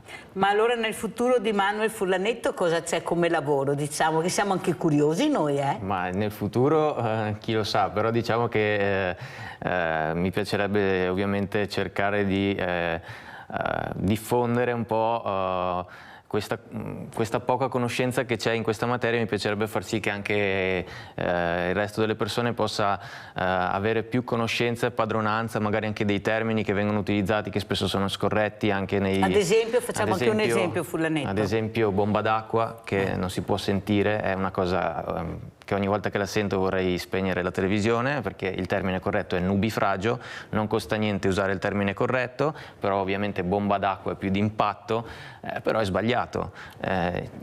Quando una precipitazione supera un certo numero di millimetri si utilizza il termine nubifragio. Quello che abbiamo visto in Emilia cos'è? Quello che abbiamo visto in Emilia è ovviamente un nubifragio che è stato causato da un ciclone molto potente che l'Emilia Romagna si è trovata in una posizione ovviamente sfavorevole e ha avuto una sfortuna in più perché circa 2 settimane prima nelle stesse zone c'era stata un'altra alluvione, magari non di questa portata, ma che aveva già intriso di acqua i terreni, impedendo l'assorbimento di questa nuova precipitazione. Adesso fa fatica a defluire. Adesso fa fatica a defluire, c'erano forti venti di bora che impedivano ai fiumi il corretto deflusso in mare, abbiamo avuto forti venti di grecale che impattavano sugli Appennini e quindi c'era il cosiddetto effetto Stau, ovvero quando una perturbazione sbatte contro una barriera, in questo caso montana, le precipitazioni diventano intense e localizzate in un'area circoscritta.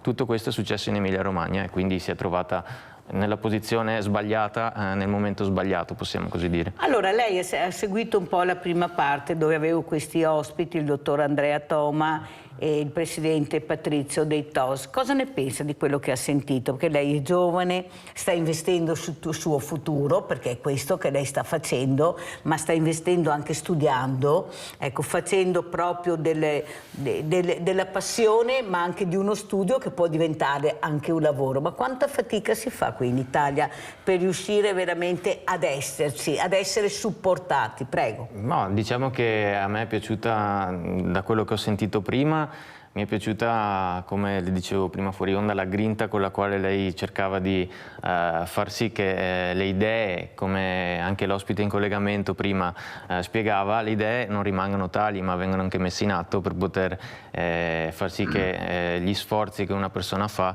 possono essere tramutati anche in qualcosa di concreto e che non resti solo aria o chiacchiere. Soprattutto magari per chi si impegna da solo, senza magari, ad esempio nel mio caso, è tutto frutto di una mia passione, quindi ho creato una pagina su Facebook da solo, pian pianino l'ho cercata di accrescere, quindi anche gli interventi come in una trasmissione come questa sono delle grandi soddisfazioni per me, oppure interviste magari qua sui giornali quotidiani, quindi anche queste sono piccole dimostrazioni e se potessero essere più, come dire, costanti nel tempo, anche una persona sarebbe più invogliata a continuare nello studio e nel cercare di diffondere le sue passioni. Allora, Furlanetto, come sono i giovani da questo osservatorio che è il vostro? Come vi vedete tra di voi? Perché io cerco sempre di portare degli esempi positivi proprio che riguardano i giovani, e devo dire che sono tantissimi, vedo pochissimi esempi negativi, certo che fanno più brezza, riescono a calappiare quell'audite che magari non riesce ad avere con la buona azione, ma in effetti io vedo dei bravissimi giovani anche molto preparati, molto preparati, e soprattutto anche curiosi, vogliono sapere, vogliono scoprire, si appassionano. Ecco, come li vede? Ma io posso sempre riferirmi al, diciamo, tra virgolette, al mondo di cui ho parlato anche in precedenza, che è quello della meteorologia. Nei vari forum noi siamo praticamente siamo sul gruppo Meteo Triveneto, ad esempio, che è quello più diffuso su Facebook, siamo quasi in 40-50.000, adesso non vorrei sbagliare. Tutti giovani? La maggior parte sono persone della mia età, anche più grandi, anche più piccole, però diciamo insomma, il target più o meno è quello. Ognuno vedo che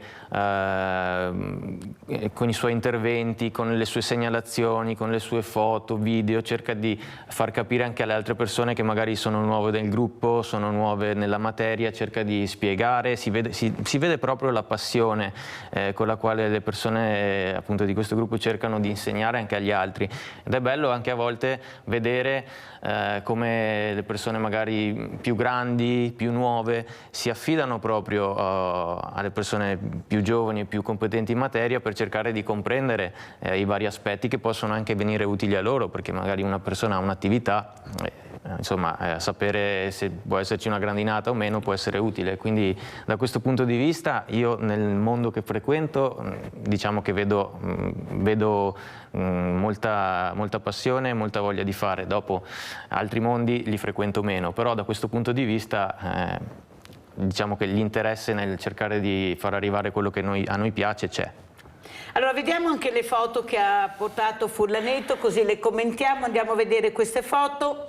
Ecco qua, qui. Questa è dell'altro ospite. No, di Furlanetto.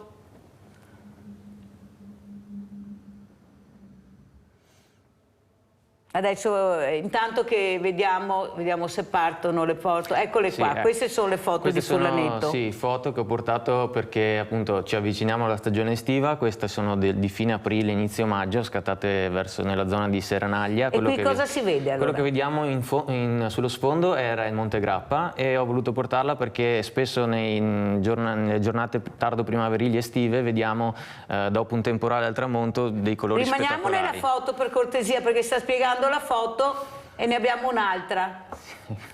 Vediamo appunto, eccola qui, vediamo dei colori molto spettacolari sul rosso, arancione. Questo è dovuto al fatto che il sole al tramonto ovviamente è molto radente all'orizzonte e va ad illuminare, quello lì è un cumulonembo, era appena passato un temporale, va ad illuminare le pareti di queste nuvole che sono formate da cristalli di ghiaccio. La luce solare passando attraverso questi cristalli genera questi colori che secondo me sono spettacolari. Bellissimi, spettacolari. Ne vediamo un'altra.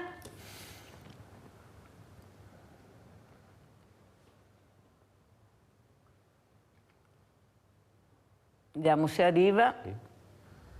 Eccola, no, questa è sempre quella di prima, eccola qua. Questa qui è uno screenshot che ho fatto da un video, praticamente è un frame di un video che rappresenta l'unico episodio nevoso dello scorso inverno, quindi per me molto deludente dal mio punto di vista. Ho voluto portarla perché questo qui è il momento di massima intensità della precipitazione. E perché l'ho portata? Perché magari quando uno vede piovere o nevicare dice ok, piove, nevica, va bene, ok. Ma per uno che magari conosce tutti i tasselli che devono incastrarsi per far sì che questo avvenga risulta spettacolare. Infatti stava piovendo, ma l'intensità della precipitazione, la forza con cui la pioggia cadeva ha fatto sì che dalle nuvole al suolo si è rovesciato il freddo e la pioggia si è riuscita a trasformare in neve, anche per poco, però dal mio punto di vista da appassionato è stato un qualcosa di bellissimo. Immagino. Allora sentiamo anche cosa ne pensa Dal Colle, ecco, di questi giovani, del lavoro con i giovani, ecco, quello che io vorrei capire, quello che ha detto Furlanetto è molto importante, perché l'uno ha bisogno dell'altro, il giovane ha bisogno della persona adulta, ma anche la persona diversamente giovane, come la chiamo io, ha bisogno anche della conoscenza magari di quello che può portare il giovane, o sbaglio Dal Colle? Beh, guarda, è un punto mica tanto Noi in apicoltura purtroppo registriamo un'età media abbastanza alta, insomma, vedete i miei capelli bianchi e soprattutto nelle organizzazioni poi dell'apicoltura i giovani si stanno avvicinando. Allora, distinguiamo le cose. Un conto è la curiosità verso il settore e quella stiamo registrando un notevole incremento della curiosità verso l'ape, l'apicoltura e il lavoro di questi. E anche nei giovani, proprio partendo dai bambini e dai giovani, si nota sta roba. Poi però l'attività pratica in apicoltura non è molto sentita fra i giovani. Purtroppo accadono annate sempre più frequentemente deludenti come quella di quest'anno. E allora noi abbiamo 1400 soci apicoltori con 27.000 alveari nella nostra associazione. Ogni anno un centinaio di soci nuovi arrivano, ma ogni anno circa un centinaio di giovani lascia. E lascia perché? Perché chiaramente io alla mia età ho una pensione, posso anche permettermi di giocare, mettiamolo in questi termini, o di incrementare il reddito per qualcuno con 10, 20, 30 alveari.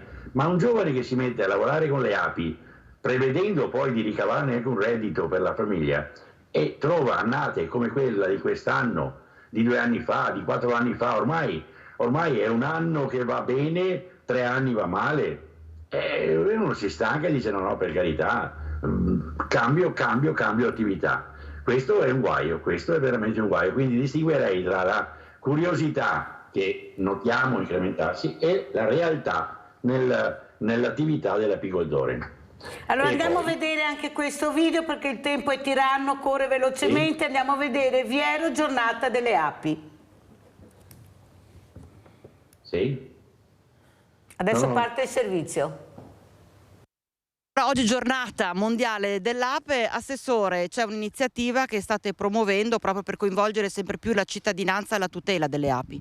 Sì, dal 2020 Bassano è città amica delle api, abbiamo fatto tutta una serie di iniziative, tra cui appunto l'apiario didattico qui al Monte Crocetta, e oggi insomma festeggiando la giornata mondiale delle api ci sono in programma tutta una serie di iniziative a partire da oggi pomeriggio in Piazza Libertà fino a domani tutto il giorno con la consegna degli attestati dei corsi che abbiamo promosso per apicoltori base.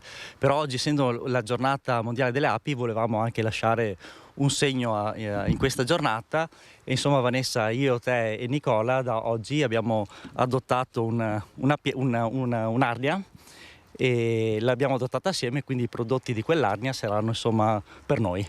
Cosa vuol dire, consigliere Schirato, adottare un alveare? Che significato ha? Semplicemente i cittadini, chi volessero veramente contribuire alla vita di questi alveari, di queste nostre arnie, possono farlo recandosi naturalmente, rivolgendosi agli apicoltori del gruppo di Marostica, e con questi loro contribuiranno veramente a manutentare e dar da mangiare alle nostre amiche api. Ecco, e il prodotto finale, il miele, che io lo chiamo l'oro giallo per noi salutare, ecco, verrà dato a chi avrà adottato un'arnia.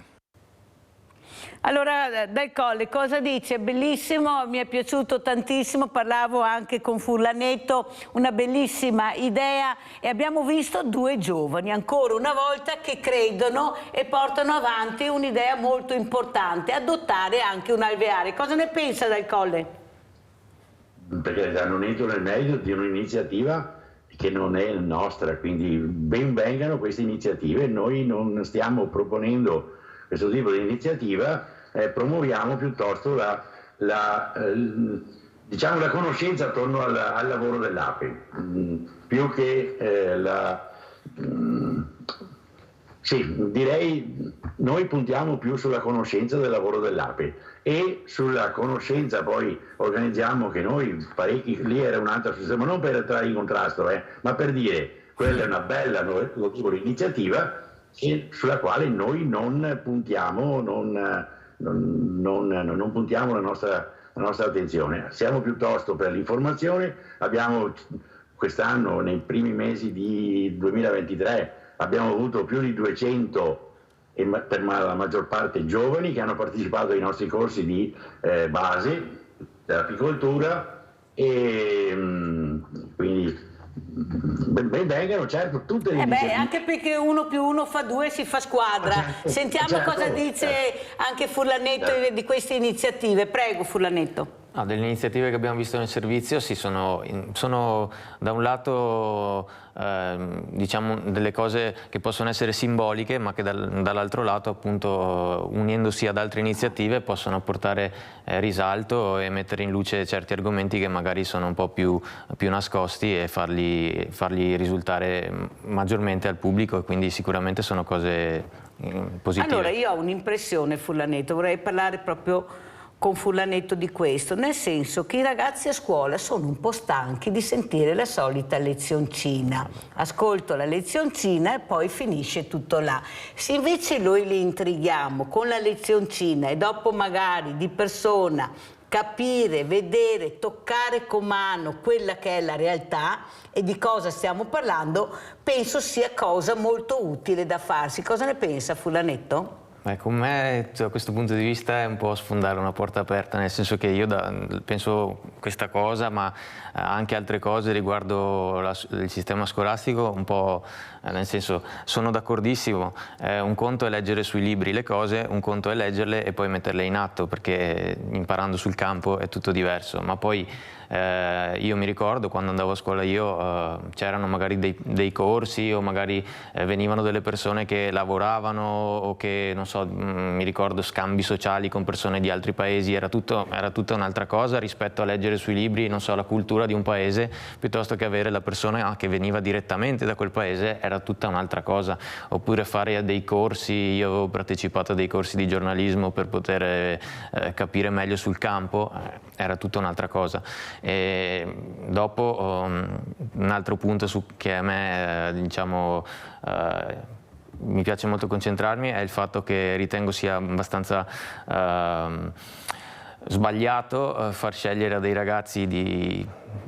bambini di 13-14 anni il loro futuro, perché come si fa a chiedere a un bambino di 13 anni cosa vuole fare da grande e fargli scegliere la scuola per il suo futuro a 13 anni? Quindi non so che cosa si possa fare a riguardo, ma secondo me è un concetto proprio sbagliato, perché un bambino a 13 anni non sa cosa vuole fare. Magari ce n'è uno che ha le idee chiare, perché magari viene da una famiglia che ha già un'attività, però tutti gli altri, io stesso magari posso aver sbagliato un indirizzo scolastico e adesso lo cambierei, perché a 13 anni non hai ancora le idee chiare su quello che è proprio il tuo futuro, perché può cambiare dalla sera alla mattina, come abbiamo visto. Io ho avuto l'altro giorno un ricercatore che adesso è tutta un'altra parte, è andato nel paese delle renne, pensate voi, ecco, invece di fare il ricercatore sul DNA ha detto vado via da qua, vado a fare tutta un'altra cosa e mi sento veramente libero, perché queste sono scelte, ecco, che si fanno lasciando anche dei lavori magari importanti, e anche con un reddito sicuro, però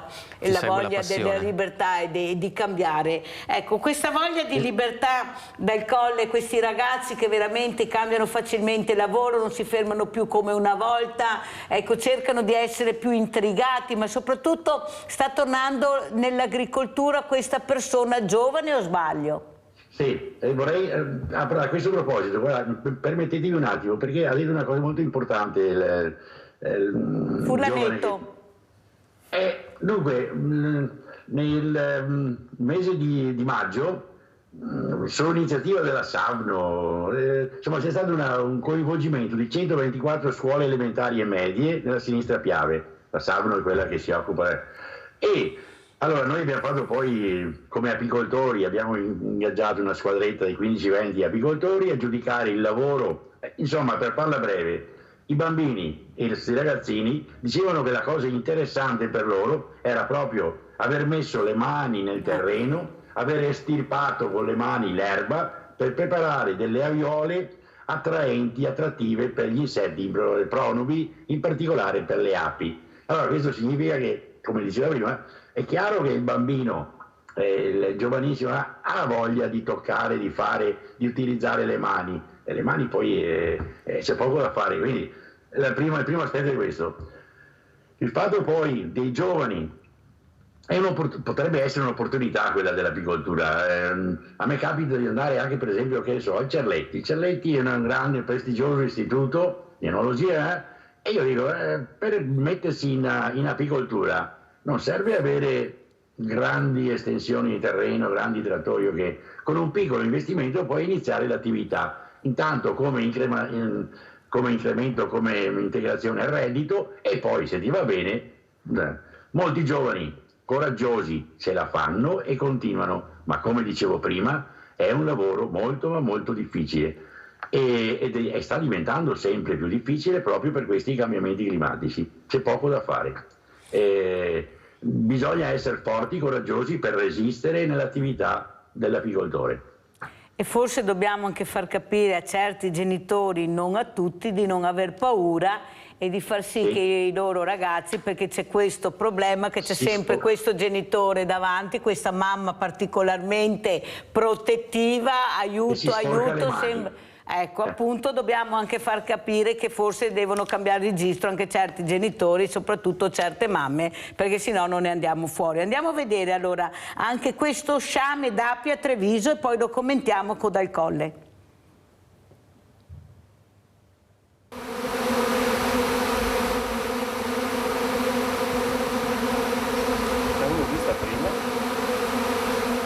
Vediamo in diretta l'arrivo di uno sciame, quindi la moltiplicazione di un'arnia, che si è insediata in un vecchio bugno, una vecchia barrica, diciamo, di circa 100 anni, dove all'interno negli anni scorsi già esisteva una famiglia d'api. Poi nel tempo è morta e adesso loro hanno ripristinato quel vecchio nido. Una nuvola di api che sta cercando una nuova casa e che qui ha trovato in questa vecchissima botte di vino l'habitat giusto per formare un nuovo alveare. È la diaspora delle regine, fenomeno che si ripete a primavera avviata tra aprile e maggio e che, come a Casa Feletti ad Arcade, può arrivare letteralmente alle porte di casa. Ecco i consigli utili per affrontare la situazione. Le api in fase di sciamatura sono molto docili, resta comunque il fatto che sono insetti che pungono, per cui nel momento in cui vediamo uno sciame lasciamole stare, manteniamo le distanze e avvertiamo subito un apicoltore della zona che riuscirà a recuperarle senza grossi problemi. Quindi niente panico né tantomeno insetticidi, peraltro proibiti per le api, ma prudenza soprattutto per chi è a rischio shock anafilatico. Mantenere una certa distanza e avvertire pompieri o forze dell'ordine che provvederanno ad allertare uno dei tanti apicoltori della zona pronto a prendersi cura della nuova famiglia. Non toccarle, ma è importantissimo avvertire immediatamente un apicoltore, perché prima si recuperano e prima si riescono a salvare senza creare complicazioni. Generalmente si recupera la regina, si spostano in un'arnia classica da lavoro da nomadismo e poi lì creeranno la loro nuova famiglia. E se arrivano da voi, sottolinea l'apicoltore, non solo non abbiate paura, ma siatene fieri. È un bellissimo messaggio il fatto che ci siano le api e che arrivino nelle nostre zone, anche nelle aree abitate, perché sono belle anche da vedere ed è un messaggio di tranquillità della zona e anche di purezza. Un fenomeno che è anche l'ennesima lezione della natura. Infatti a lasciare l'alveare sicuro per una nuova avventura è la regina anziana, che porta con sé le api bottinatrici più esperte e cariche di miele per dare sostentamento al piccolo esercito che si sposta, mentre la regina più giovane e inesperta viene lasciata nel luogo più sicuro affinché faccia esperienza. Un esempio su cui riflettere, visto che non trova eguali, almeno nella nostra società. Dal Colle Fulanetto si domandava perché abbiamo visto questa persona senza nessuna protezione in mezzo a una montagna di api. Io invece non ho preso paura perché avevo un signore diversamente giovane al parco dello Storga che faceva questo e tutti quanti, e poi lui ci ha spiegato. Prego Dal Colle. Allora, questo è il giovane Davide Feletti e mostra in pratica la docilità dell'ape, soprattutto nel caso qui del nostro territorio l'ape carnica, ma dopo semmai entriamo nel dettaglio. Allora, l'ape intanto chiaramente lo diceva nel servizio, molto ben spiegato sia dal giornalista Lucio che dall'apicoltore Davide, l'ape prima di uscire si riempie un po' di scorte di miele e insomma è chiaro che tutti noi a pancia piena siamo più buoni, più disponibili. Quindi l'ape, anche lei, quando esce dall'alveare per sciamare, diventa più docile, più mansueta, si può addirittura recuperare a mani nude. Poi c'è un discorso, l'ape vive ha una vita troppo breve per conoscere l'apicoltore viceversa è l'apicoltore che con l'esperienza conosce l'ape, sa come comportarsi, come agire con delicatezza con le api. E quindi il fatto di vedere il giovane Davide lavorare così senza maschera, senza protezioni particolari, determina quindi una situazione di benessere per l'ape e per noi. Il benessere poi dato dal fatto che l'ape in quel territorio Sciami, o nel nostro territorio Sciami, è segnale di auspicio, di buona, insomma, vuol dire che in quel territorio si vive abbastanza bene. Perché non è una fuga quella dell'ape dall'alveare, non è una fuga per scappare da qualcosa anzi è una evoluzione, è una divisione della famiglia, è un progredire, aumentare nel discorso appunto della generazione. E dicevo, la vecchia regina parte con una nuova, abbiamo visto, in questo caso si è rifugiata in una botte e lì, se non interviene l'apicoltore per recuperarle e sistemarle in una casetta più razionale, lì continuerà la sua discendenza, la vecchia regina. Poi l'interessante è la giovane regina che, se ho tempo, dire due cose. La giovane regina che rimane all'interno dell'alveare, quando se ne sono andate quella vecchia regina con queste api, lei deve fare un volo di fecondazione. Deve fare un volo di fecondazione all'esterno, perché altrimenti ci sarebbe la consanguinità all'interno dell'alveare, si accoppierebbe con i fratelli in pratica. Quindi esce dall'alveare, fa un volo di fecondazione, poi per la selezione naturale i più forti, i più veloci eccetera raggiungeranno la regina e si accoppieranno, ma la cosa interessante, incredibile, è che la regina assume 1 milione di spermatozoi per avere poi una discendenza di almeno un paio di milioni di individui. La regina genererà un paio di milioni di nuove api, tenendo poi attivi per quasi 5 anni questi spermatozoi nel suo corpo. È una cosa incredibile, straordinaria. Ma le femmine fanno questo e altro, caro Dal Colle, non c'è niente da fare. Voi non sareste capaci, noi sì. Io lo dico sempre, il mondo non esisterebbe se voi... Ma Gentile, posso fare una battuta a proposito della famiglia delle api che proprio... Prego, Dal Colle. Fondata sulla femmina, sulla la regina che è femmina, le api operaie che sono femmine, e il maschio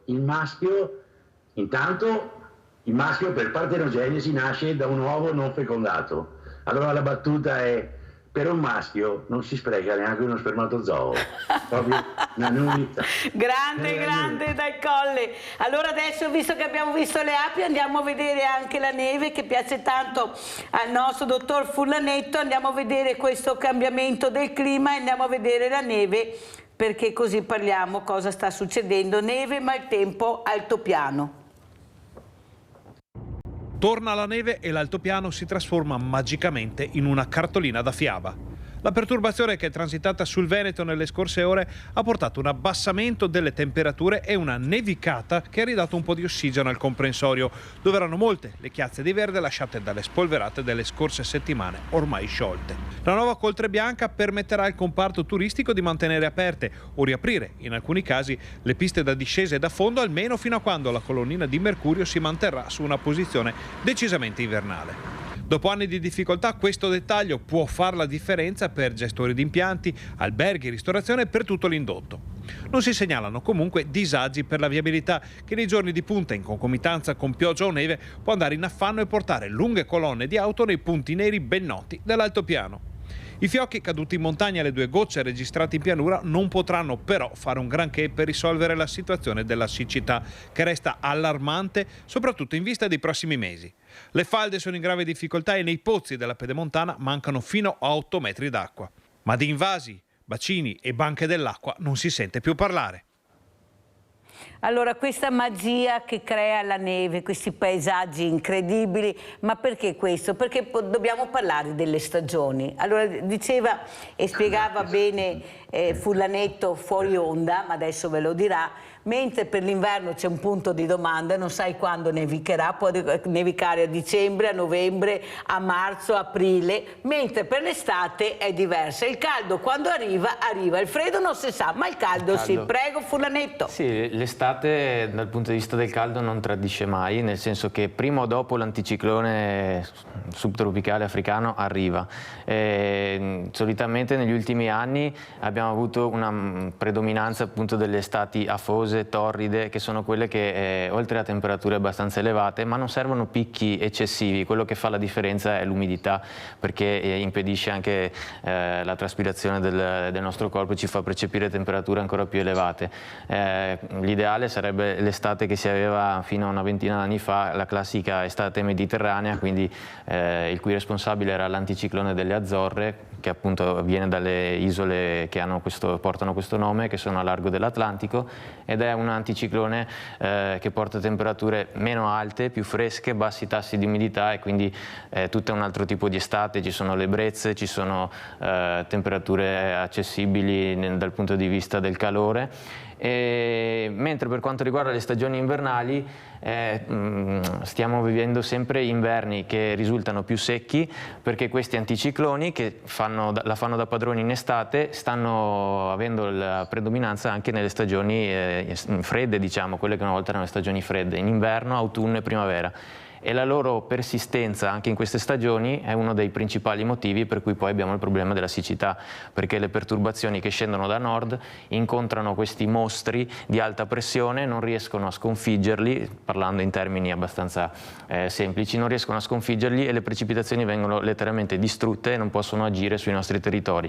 Mettiamoci poi che il nord Italia, in particolare il nord-ovest, che è la zona che ha sofferto di più, si trova in una posizione geografica molto sfavorevole, perché su 3 lati è circondato dalle montagne, e quindi se una perturbazione riesce a arrivare nelle nostre zone ma forma un minimo di bassa pressione troppo a sud, le precipitazioni vanno sulla fascia tirenica e sulle isole e saltano completamente il nord. Allora, si dice che le previsioni si devono fare solo negli ultimi 3 giorni, ma si può fare una previsione di quest'estate, che adesso non vediamo l'ora che arrivi dopo tanto pioggia, freddo anche ultimamente, cioè un inverno invece mite? Ecco, cosa ci dice Furlanetto? Allora, per quanto riguarda le previsioni, oltre i 3, massimo 5 giorni non si può andare, nel senso si possono fare delle tendenze, delle proiezioni, ma previsione e tendenza sono cose totalmente diverse, nel senso che con previsione io posso dire pioverà in quel paese ci sarà quella determinata temperatura, mentre con tendenza si prendono in esame diversi aspetti, come possono essere le statistiche degli anni precedenti, impianti barici, quindi le cosiddette alte pressioni, basse pressioni, dove saranno, e in base a dove saranno magari una persona esperta può dire ok, in quel determinato periodo potrebbe arrivare una perturbazione, essere freddo o caldo, però oltre i 3-5 giorni fare delle previsioni è praticamente impossibile coi mezzi di oggi. E perciò l'estate ancora non sappiamo. Ancora non si sa, gli ultimi aggiornamenti vedrebbero un giugno diciamo senza picchi di caldo elevato, come poteva essere, come è successo negli anni precedenti. Potrebbe esserci un po' di instabilità, sempre magari nel tardo pomeriggio sera con i temporali di calore, però appunto sono delle prime ipotesi appena uscite qualche giorno fa dai centri di calcolo. Comunque un giugno un po' mite, un po' fresco, sì, un po' più diciamo, mite, diciamo, un po' più ventilato. Sì, un po' più ventilato, non torrido. Bene, allora grazie a Manuel Furlanetto, appassionato di meteorologia, grazie a Stefano Dal Colle, Presidente Federazione Apicoltori in Veneto, grazie anche a lei Presidente, perché abbiamo imparato tante cose anche questa mattina. Pubblicità.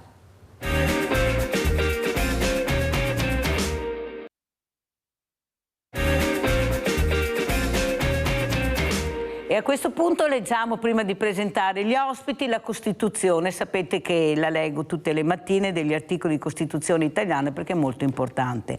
Allora, siamo arrivati all'articolo 25. Nessuno può essere distolto dal giudice naturale precostituito per legge.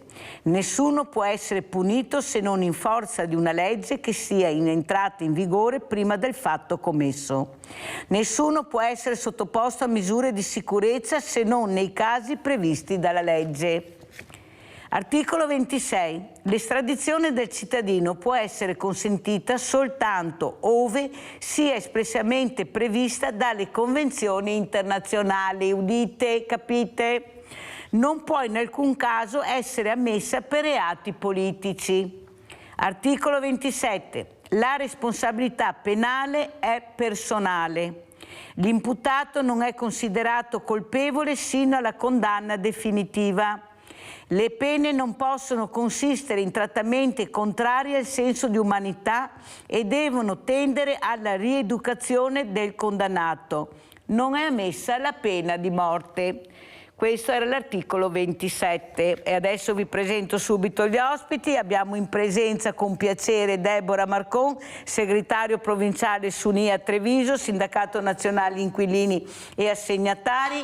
Abbiamo collegati da Padova Maria Vittoria Cacace, consigliera Ordine Commercialisti Padova, assieme penso a Sebastiano Barusco, referente Commissione Contenzioso Ordine Commercialisti di Padova. Ci siete tutti e due? Buongiorno. Buongiorno.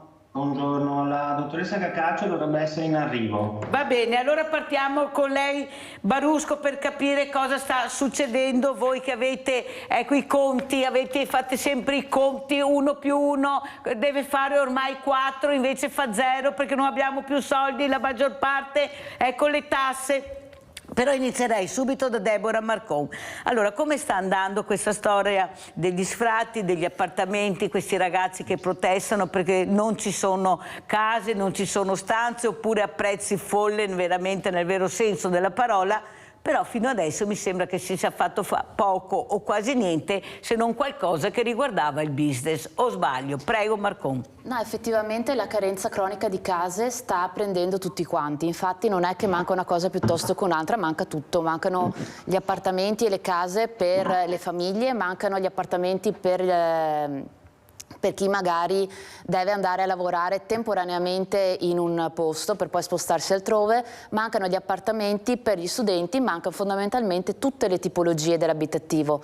Tanto è stato messo in vendita, magari anche o ristrutturato a nuovo e quindi a prezzi molto alti, oppure rimasto chiuso da anni, però finalmente si dice me ne libero definitivamente, però come se fosse nuovo anche quello. Quindi fondamentalmente abbiamo l'asfaltamento di 2 mercati, sia quello delle vendite sia quello degli affitti, nel momento in cui anche chi magari potrebbe permettersi un acquisto perché non trova un affitto, prova a girarsi dall'altra parte, trova un sacco di difficoltà. Purtroppo nulla si è fatto per provare a facilitare la questione.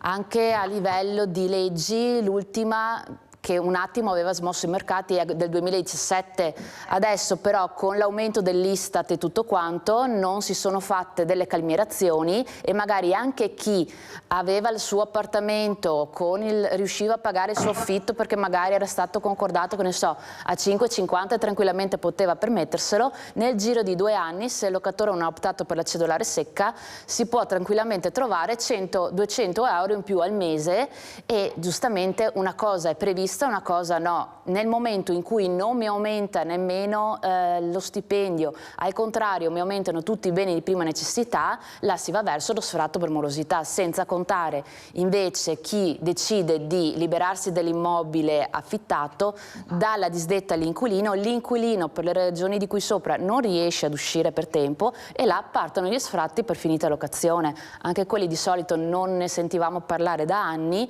adesso sono ritornati con rischi anche molto importanti per gli inquilini e anche per i proprietari che vogliono vendere. Quanto la preoccupa questo momento, che è un momento veramente difficile anche per voi, perché che risposte potete dare? Cioè non è neanche facile, cioè cosa dice a questa persona che è veramente disperata, perché persone che non riescono più a pagare il mutuo con questi tassi che sono veramente aumentati in maniera incredibile, ma soprattutto stipendi bassissimi, l'operaio se non ha un posto di lavoro non riesce a trovare la casa, se è stato licenziato diventa una tragedia, dove va a sbattere la testa, affitti altissimi anche di bilocali. Ecco, perché non si è preso in mano la situazione in tempi non sospetti? Perché si sapeva che prima o dopo si arrivava a questo, perché come ho detto prima 1 più 1 fa 2, i conti li facciamo, prego. Ma infatti il problema è che dal nostro punto di vista non è un'emergenza, è una cosa che noi avevamo previsto largamente. L'emergenza può esserci nel momento in cui effettivamente succede qualcosa di improvviso e io mi trovo che quello che mi bastava prima non mi basta più per la realtà di adesso. In realtà non bastava neanche per, diciamo, lo standard fino in questo momento, perché i comuni sono sempre stati, si sono sempre trovati le file di gente che richiedeva supporto, con sempre meno riversamenti statali, con sempre meno aiuti, in molti casi sempre meno personale. Eppure, secondo la legge, dovrebbero avere sempre più responsabilità, perché tutto quanto si è riversato sui comuni, che devono trovare i soldi per chi ha le morosità incolpevoli, devono trovare i soldi per chi non riesce a pagare le bollette, devono trovare i soldi, devono trovare le case per chi viene sfrattato, ma non hanno nemmeno le risorse sufficienti per le situazioni davvero emergenziali. Infatti pure tra le emergenze si fanno delle liste di priorità e si dà ai primi in base alle disponibilità, ma chi finisce fuori da questi aiuti non è che non ne avesse bisogno, infatti fondamentalmente si trova da solo. Quello che a noi preoccupa è che, come non eravamo ascoltati prima, che i problemi, diciamo, giravano soltanto, o almeno principalmente tra gli addetti ai lavori, adesso che sono anche sui giornali, si urla, si protesta, eccetera, eccetera, comunque non vediamo che ci sia la volontà davvero di fare qualcosa. Anche nelle trattative c'è sempre la questione: è vero, questo è il mio dovere, è vero, questo lo dovrei fare, ma fisicamente non ho i soldi per farlo. Paradossalmente ci vorrebbe una mobilitazione generale di popolazione, amministrazioni comunali, sindacati, tutti quanti insieme, per chiedere che davvero si prendano delle decisioni che cambino la situazione. Allora, Sebastiano Barusco, dottor Barusco, lei è referente commissione contenzioso, Ordine Commercialisti di Padova, ecco, dal suo osservatorio cosa ci dice? Beh, intanto buongiorno a tutti e buongiorno ai telespettatori che ci stanno seguendo. Dal mio osservatorio dico che in questa fase specifica stiamo assistendo ad una radicale riforma di quello che è l'intero sistema, diciamo, tributario, quindi l'intero sistema delle imposte e delle tasse. Ma vorrei fare una premessa e citando il Benjamin Franklin, che è uno dei padri della fondazione degli Stati Uniti d'America, questo personaggio disse che esistono due cose certe nella vita. La prima è la morte e la seconda sono le tasse.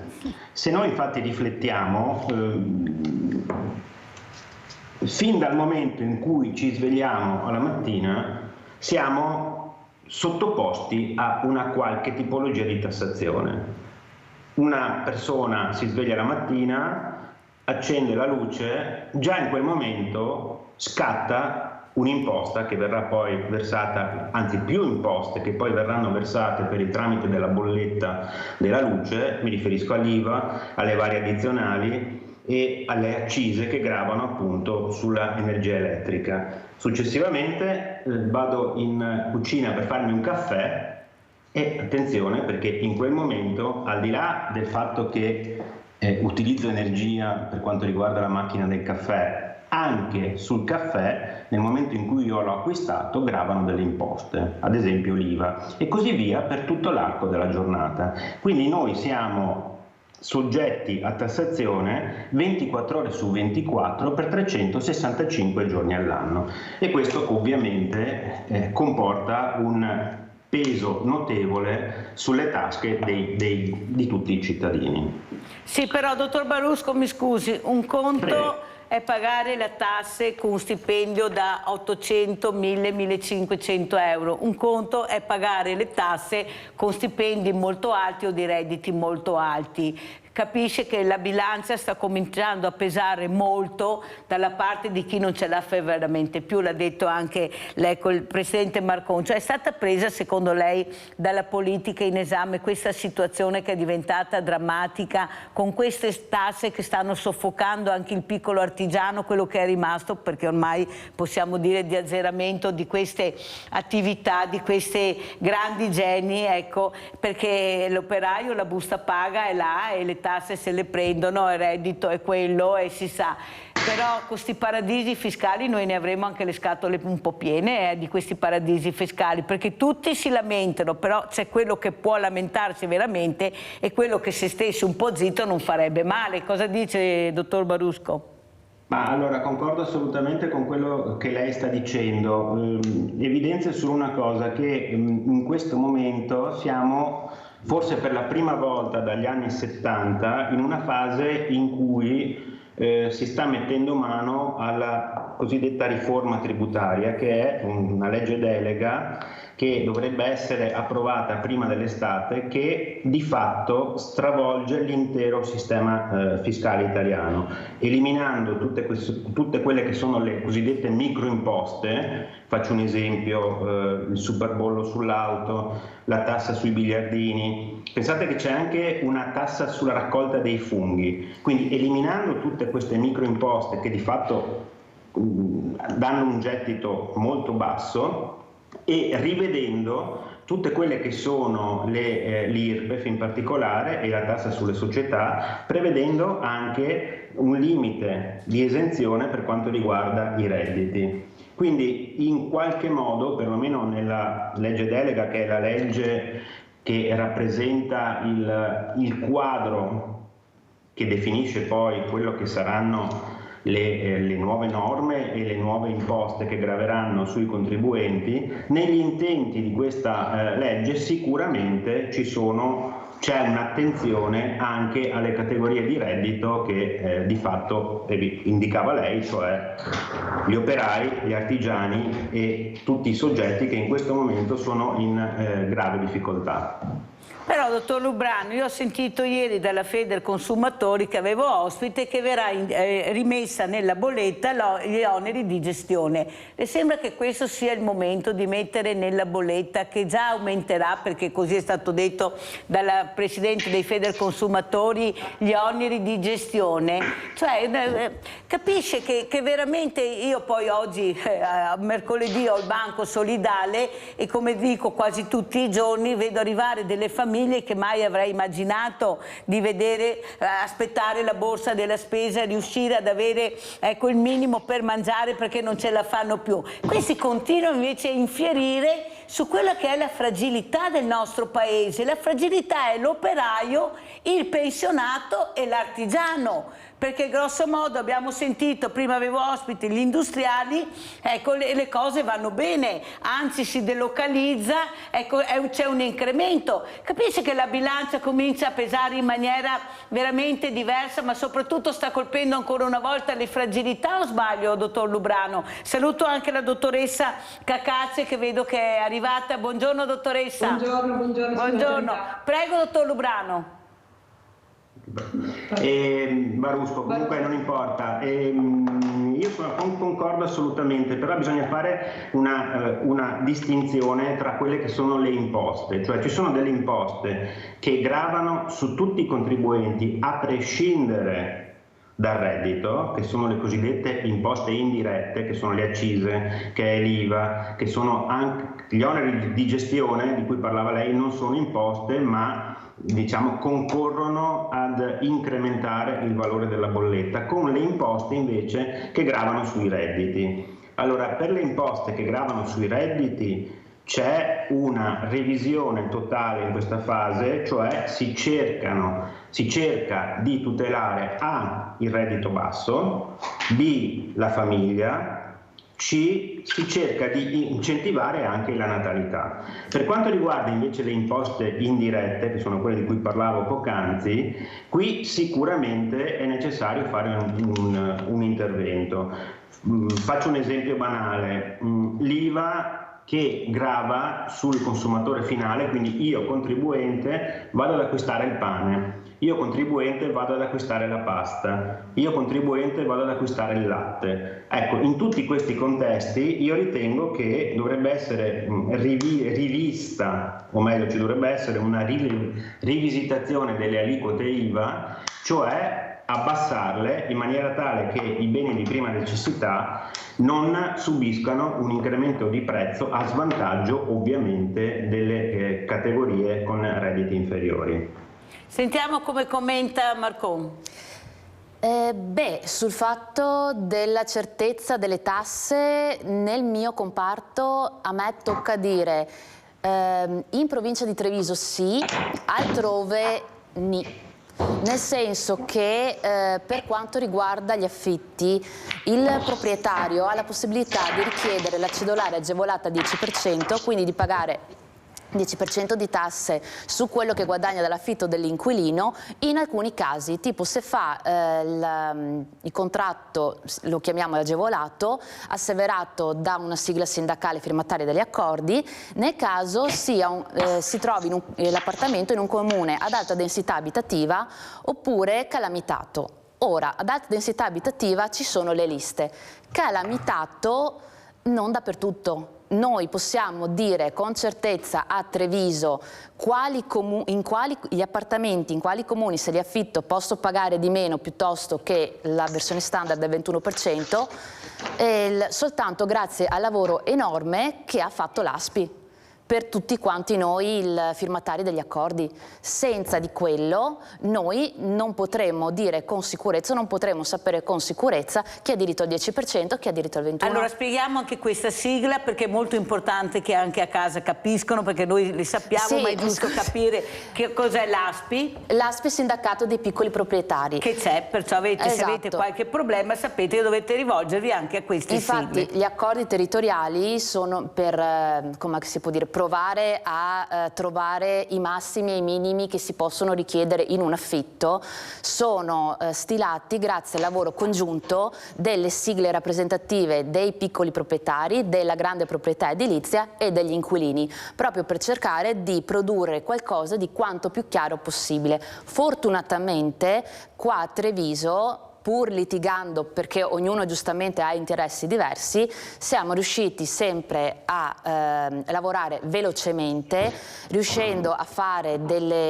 proporre un sistema molto chiaro e uniforme in maniera tale da poter rassicurare i proprietari nel dare in affitto agli inquilini, perché nel momento in cui io so perché me lo dice il grande proprietario, me lo dice il piccolo proprietario, me lo dicono gli inquilini, tutti quanti mi dicono che effettivamente io ho diritto a quella tassazione, che posso avere quelle agevolazioni, eccetera, posso farlo ovunque io abbia il mio appartamento, dove allora risiedo, sono molto più tranquillo. Questa è una cosa che interessa principalmente i proprietari, ma ha delle ottime ricadute anche su noi inquilini, certo, perché finché non mettono in affitto le case, giustamente gli inquilini non le hanno.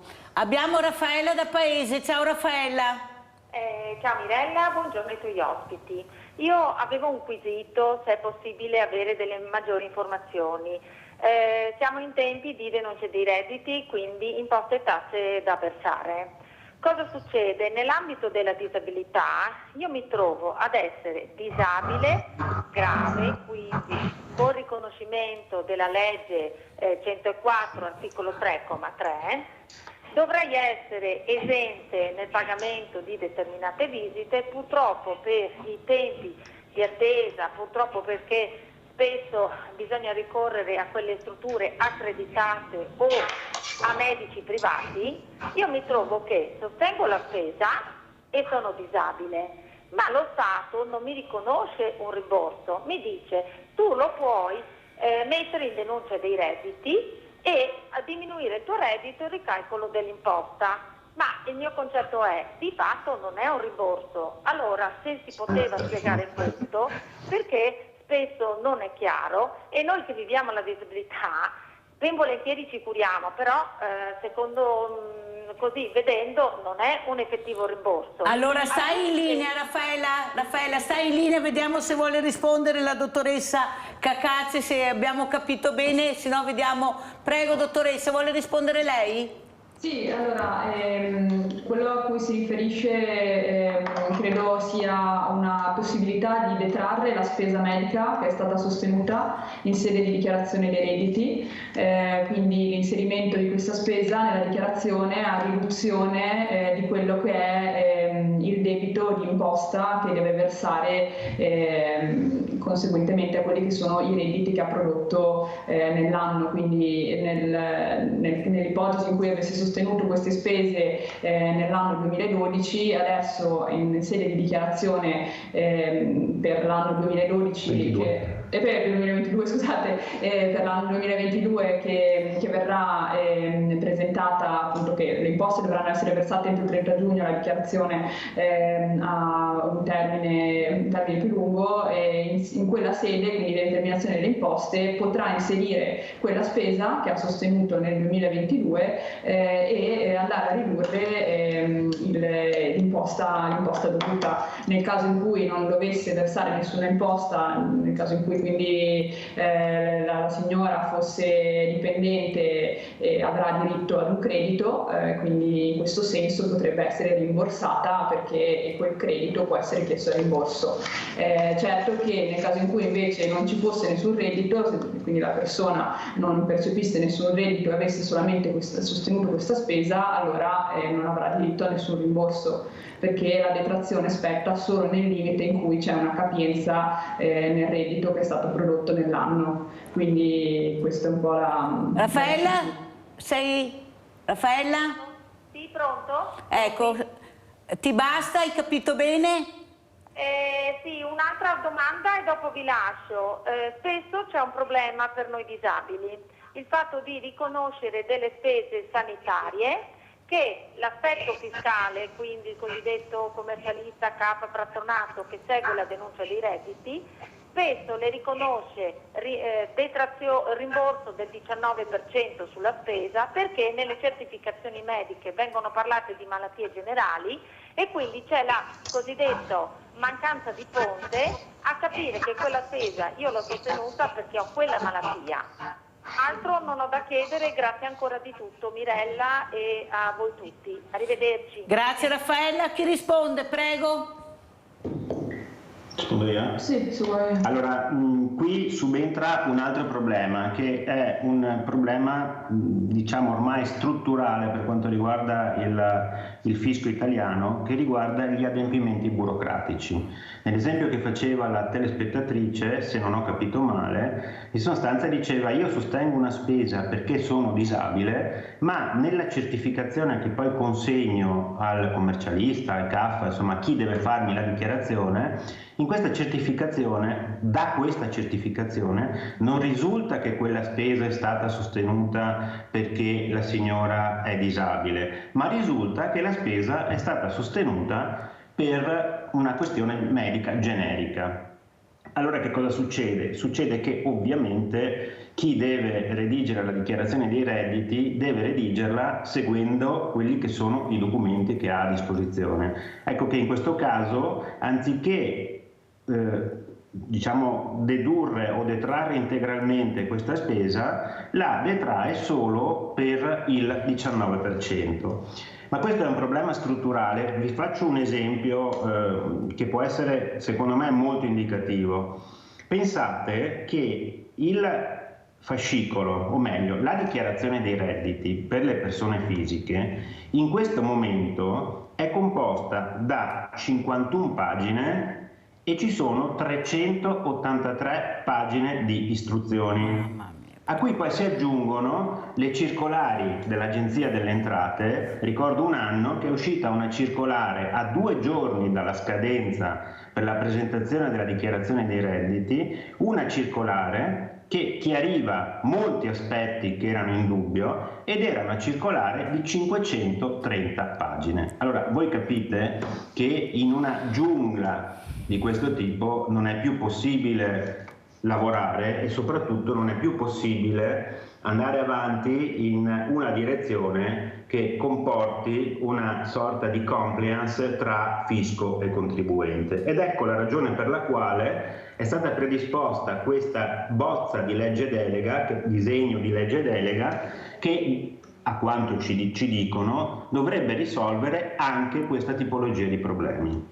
Allora sentiamo come commenta Deborah Marcon, segretario provinciale del Sulnia, che la vedevo esterrefatta, e veramente sentire questi numeri con queste pagine, ma soprattutto addirittura veramente, io dico una cosa, dottor Barusco, che parlare male si fa peccato, ma qualche volta ci si azzecca, perché qualcuno le sta studiando apposta, ma le sta studiando sempre per le persone le più deboli, che non hanno la possibilità di avere magari dei grandi commercialisti, perché anche là bisogna avere un grande commercialista, perché sennò non ne vai mica fuori. Questi studi servono, ma veramente io non so dove si andrà a parare se qualcuno non mette freno anche a questo. Prego Marcon.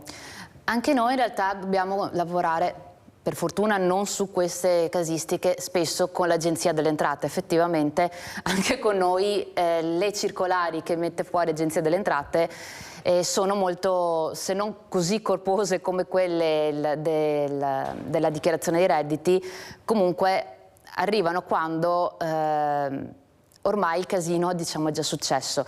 Molto spesso dobbiamo anche ammettere, per quanto riguarda noi, non è neanche colpa di Agenzia delle Entrate. Magari essere sicuri che contemporaneamente si attiva la legge e dare la possibilità ad Agenzia delle Entrate già di immediatamente dire quello che bisogna fare e quello che non bisogna fare, potrebbe essere anche più utile, un attimo di coordinamento, diciamo, in più tra chi fa le leggi e poi chi deve trovare l'applicazione reale. Purtroppo molto spesso noi sentiamo i colleghi del CAF che hanno problemi analoghi a quello che dicevano i commercialisti. Dottoressa Cacacce, devo correre perché il tempo vola e voglio anche sentire, perché è un momento particolare, siamo a giugno, appunto, il fisco è arrivato, si deve pagare, ma chi non ha soldi cosa fa, dottoressa Cacacce? Chi non ha soldi? Cosa fa? Gli artigiani che sono con le spalle al muro, abbiamo sentito questo suicidio, tentato suicidio di questa donna qui vicino a noi, queste attività che hanno chiuso, che non ce la fanno, però arriveranno i pagamenti, e come si devono comportare? Cosa si deve fare? Perché poi alla fine si dovrà pagare qualcosa o qualcuno, cosa succede? Perché veramente io rimango esterrefatta dai numeri che ha dato il dottor Barusco, dopo tutto che abbiamo provato, sentito con la pandemia, ma qui non cambia niente, parole, parole, parole, ma le tasse crescono e bisogna pagarle. Prego.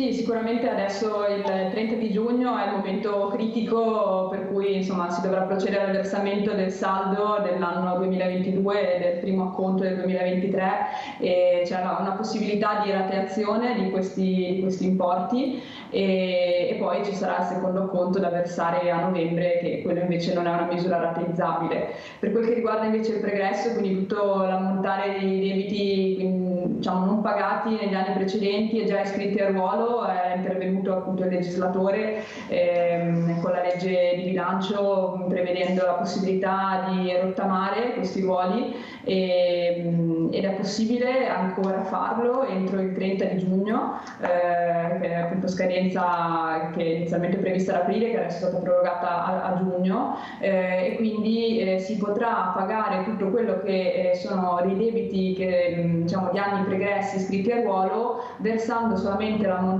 dell'imposta e senza quindi versare gli interessi e le sanzioni. Questa possibilità è stata data appunto in un'ottica di alleggerire un po' quelli che sono i debiti fiscali che hanno raggiunto, appunto, come diceva, un ammontare molto importante dovuto alla situazione di crisi negli ultimi anni, e la pandemia ha sicuramente contribuito, e in questa prospettiva appunto la finalità del legislatore è stata proprio quella di dare da una parte un po' di respiro e dall'altra parte di cercare di acquisire del gettito che insomma è necessario per le casse dello Stato. Quindi c'è questa possibilità fino a giugno, una possibilità che consente anche di usufruire, di beneficiare della rateazione in 18 rate, per cui insomma c'è una possibilità anche di dilazionare nel tempo i versamenti dovuti.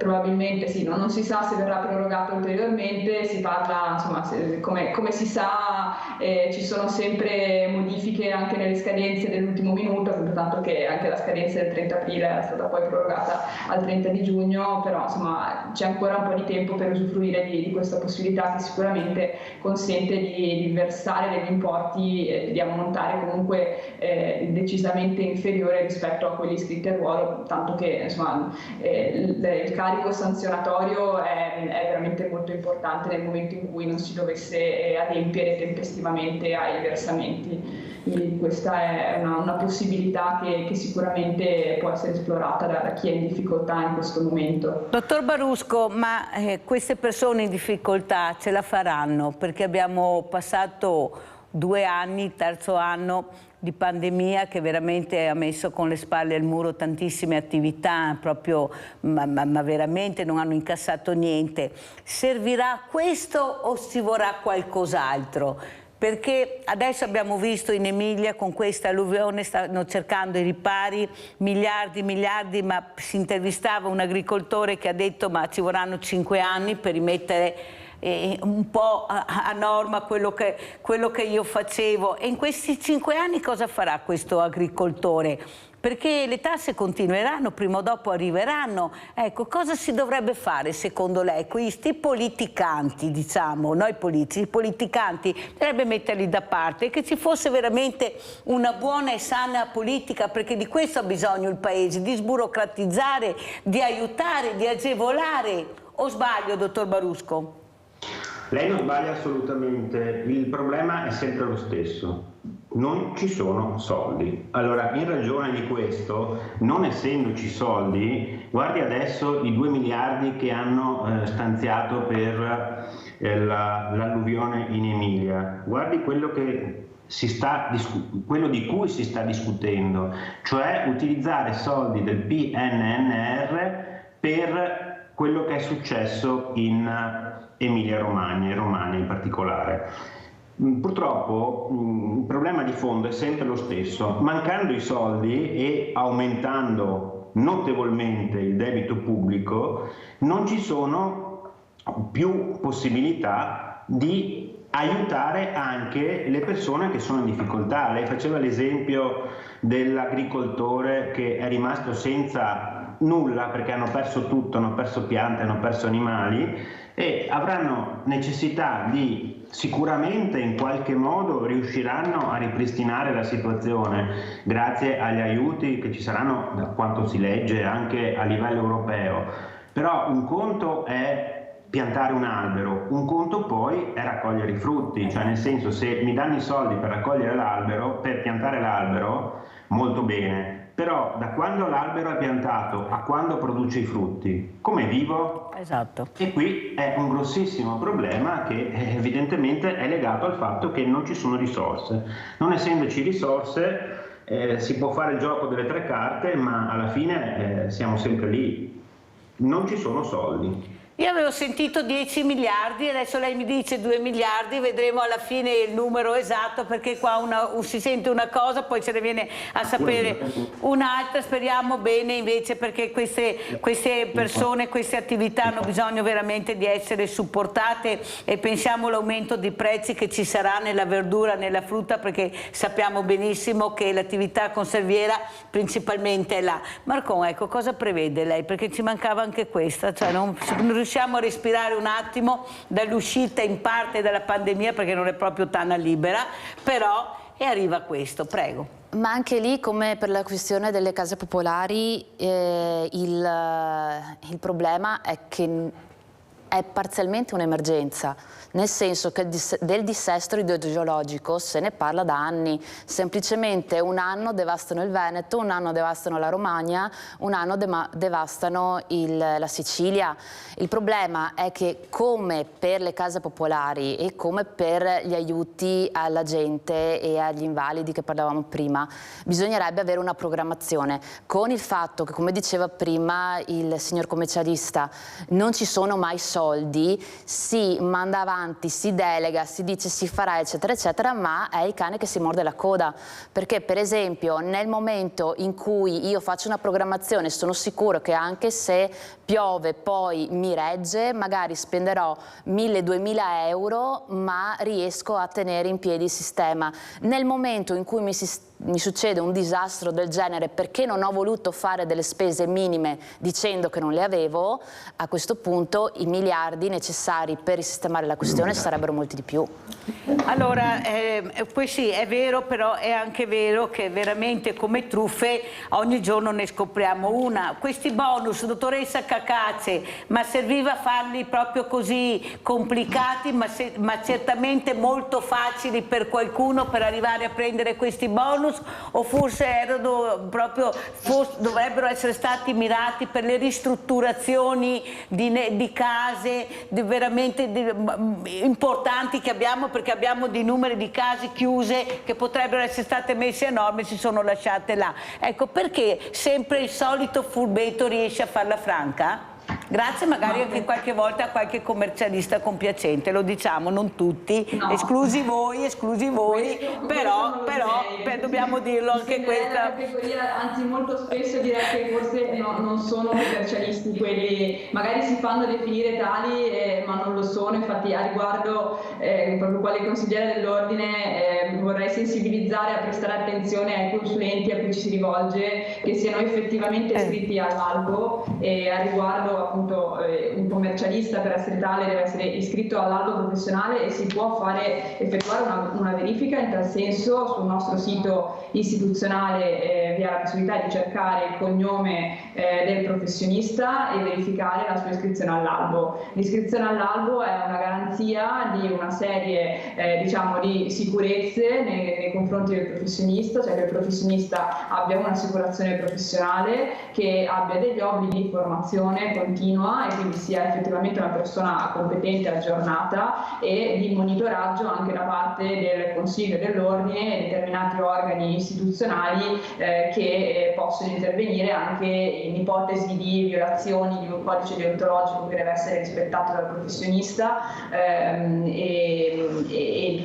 E ha fatto bene a precisarlo, perché ormai il tempo è volato, devo chiudere la trasmissione. Comunque grazie, perché siete stati molto utili, veramente avete dato dei consigli molto importanti. Grazie a Maria Vittoria Cacace, consigliera Ordine Commercialisti di Padova, grazie a Sebastiano Barusco, referente Commissione Contenzioso Ordine Commercialisti Padova, grazie a Deborah Marcon, segretario provinciale Sunia di Treviso, Sindacato Nazionale Inquilini e Assegnatari. Grazie, la posta di Mirella. Buona giornata.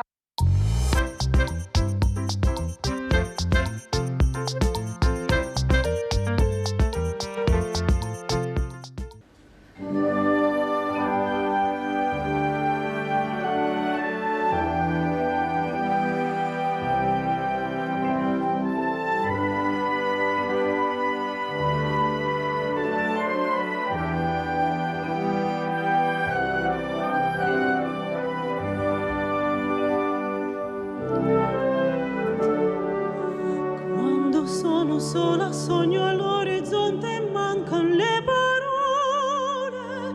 Sì, lo so che non c'è luce in una stanza quando manca il sole. Se non ci sei tu con me,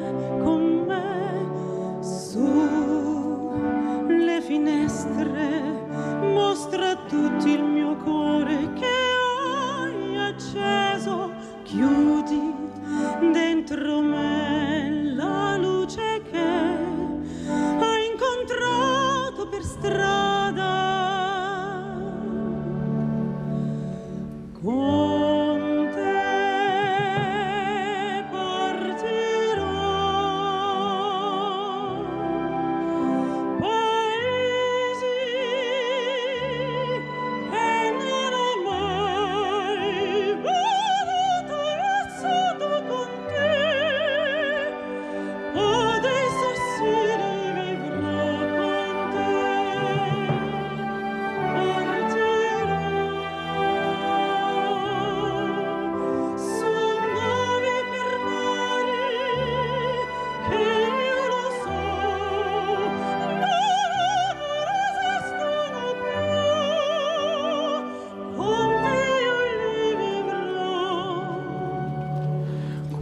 Quando sei lontana sogno all'orizzonte, mancan le parole,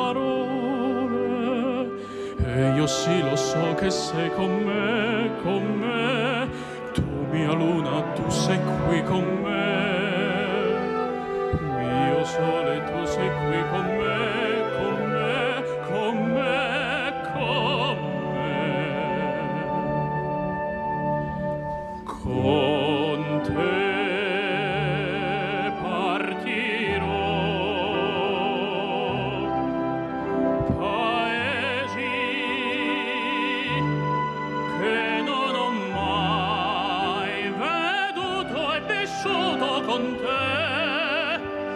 adesso sì li vivrò con te, partirò su navi per mari che io lo so, no, non esistono più, con te io li vivrò con te,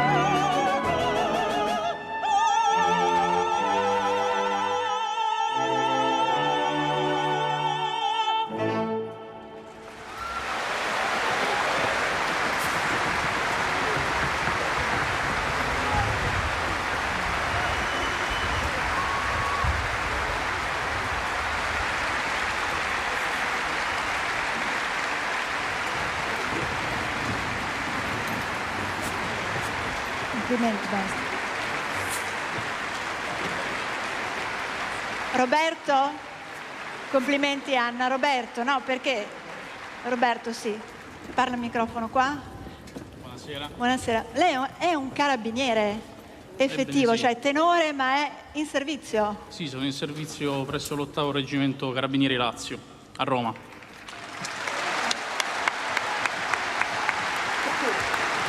Grazie. Abbina l'arte e la musica.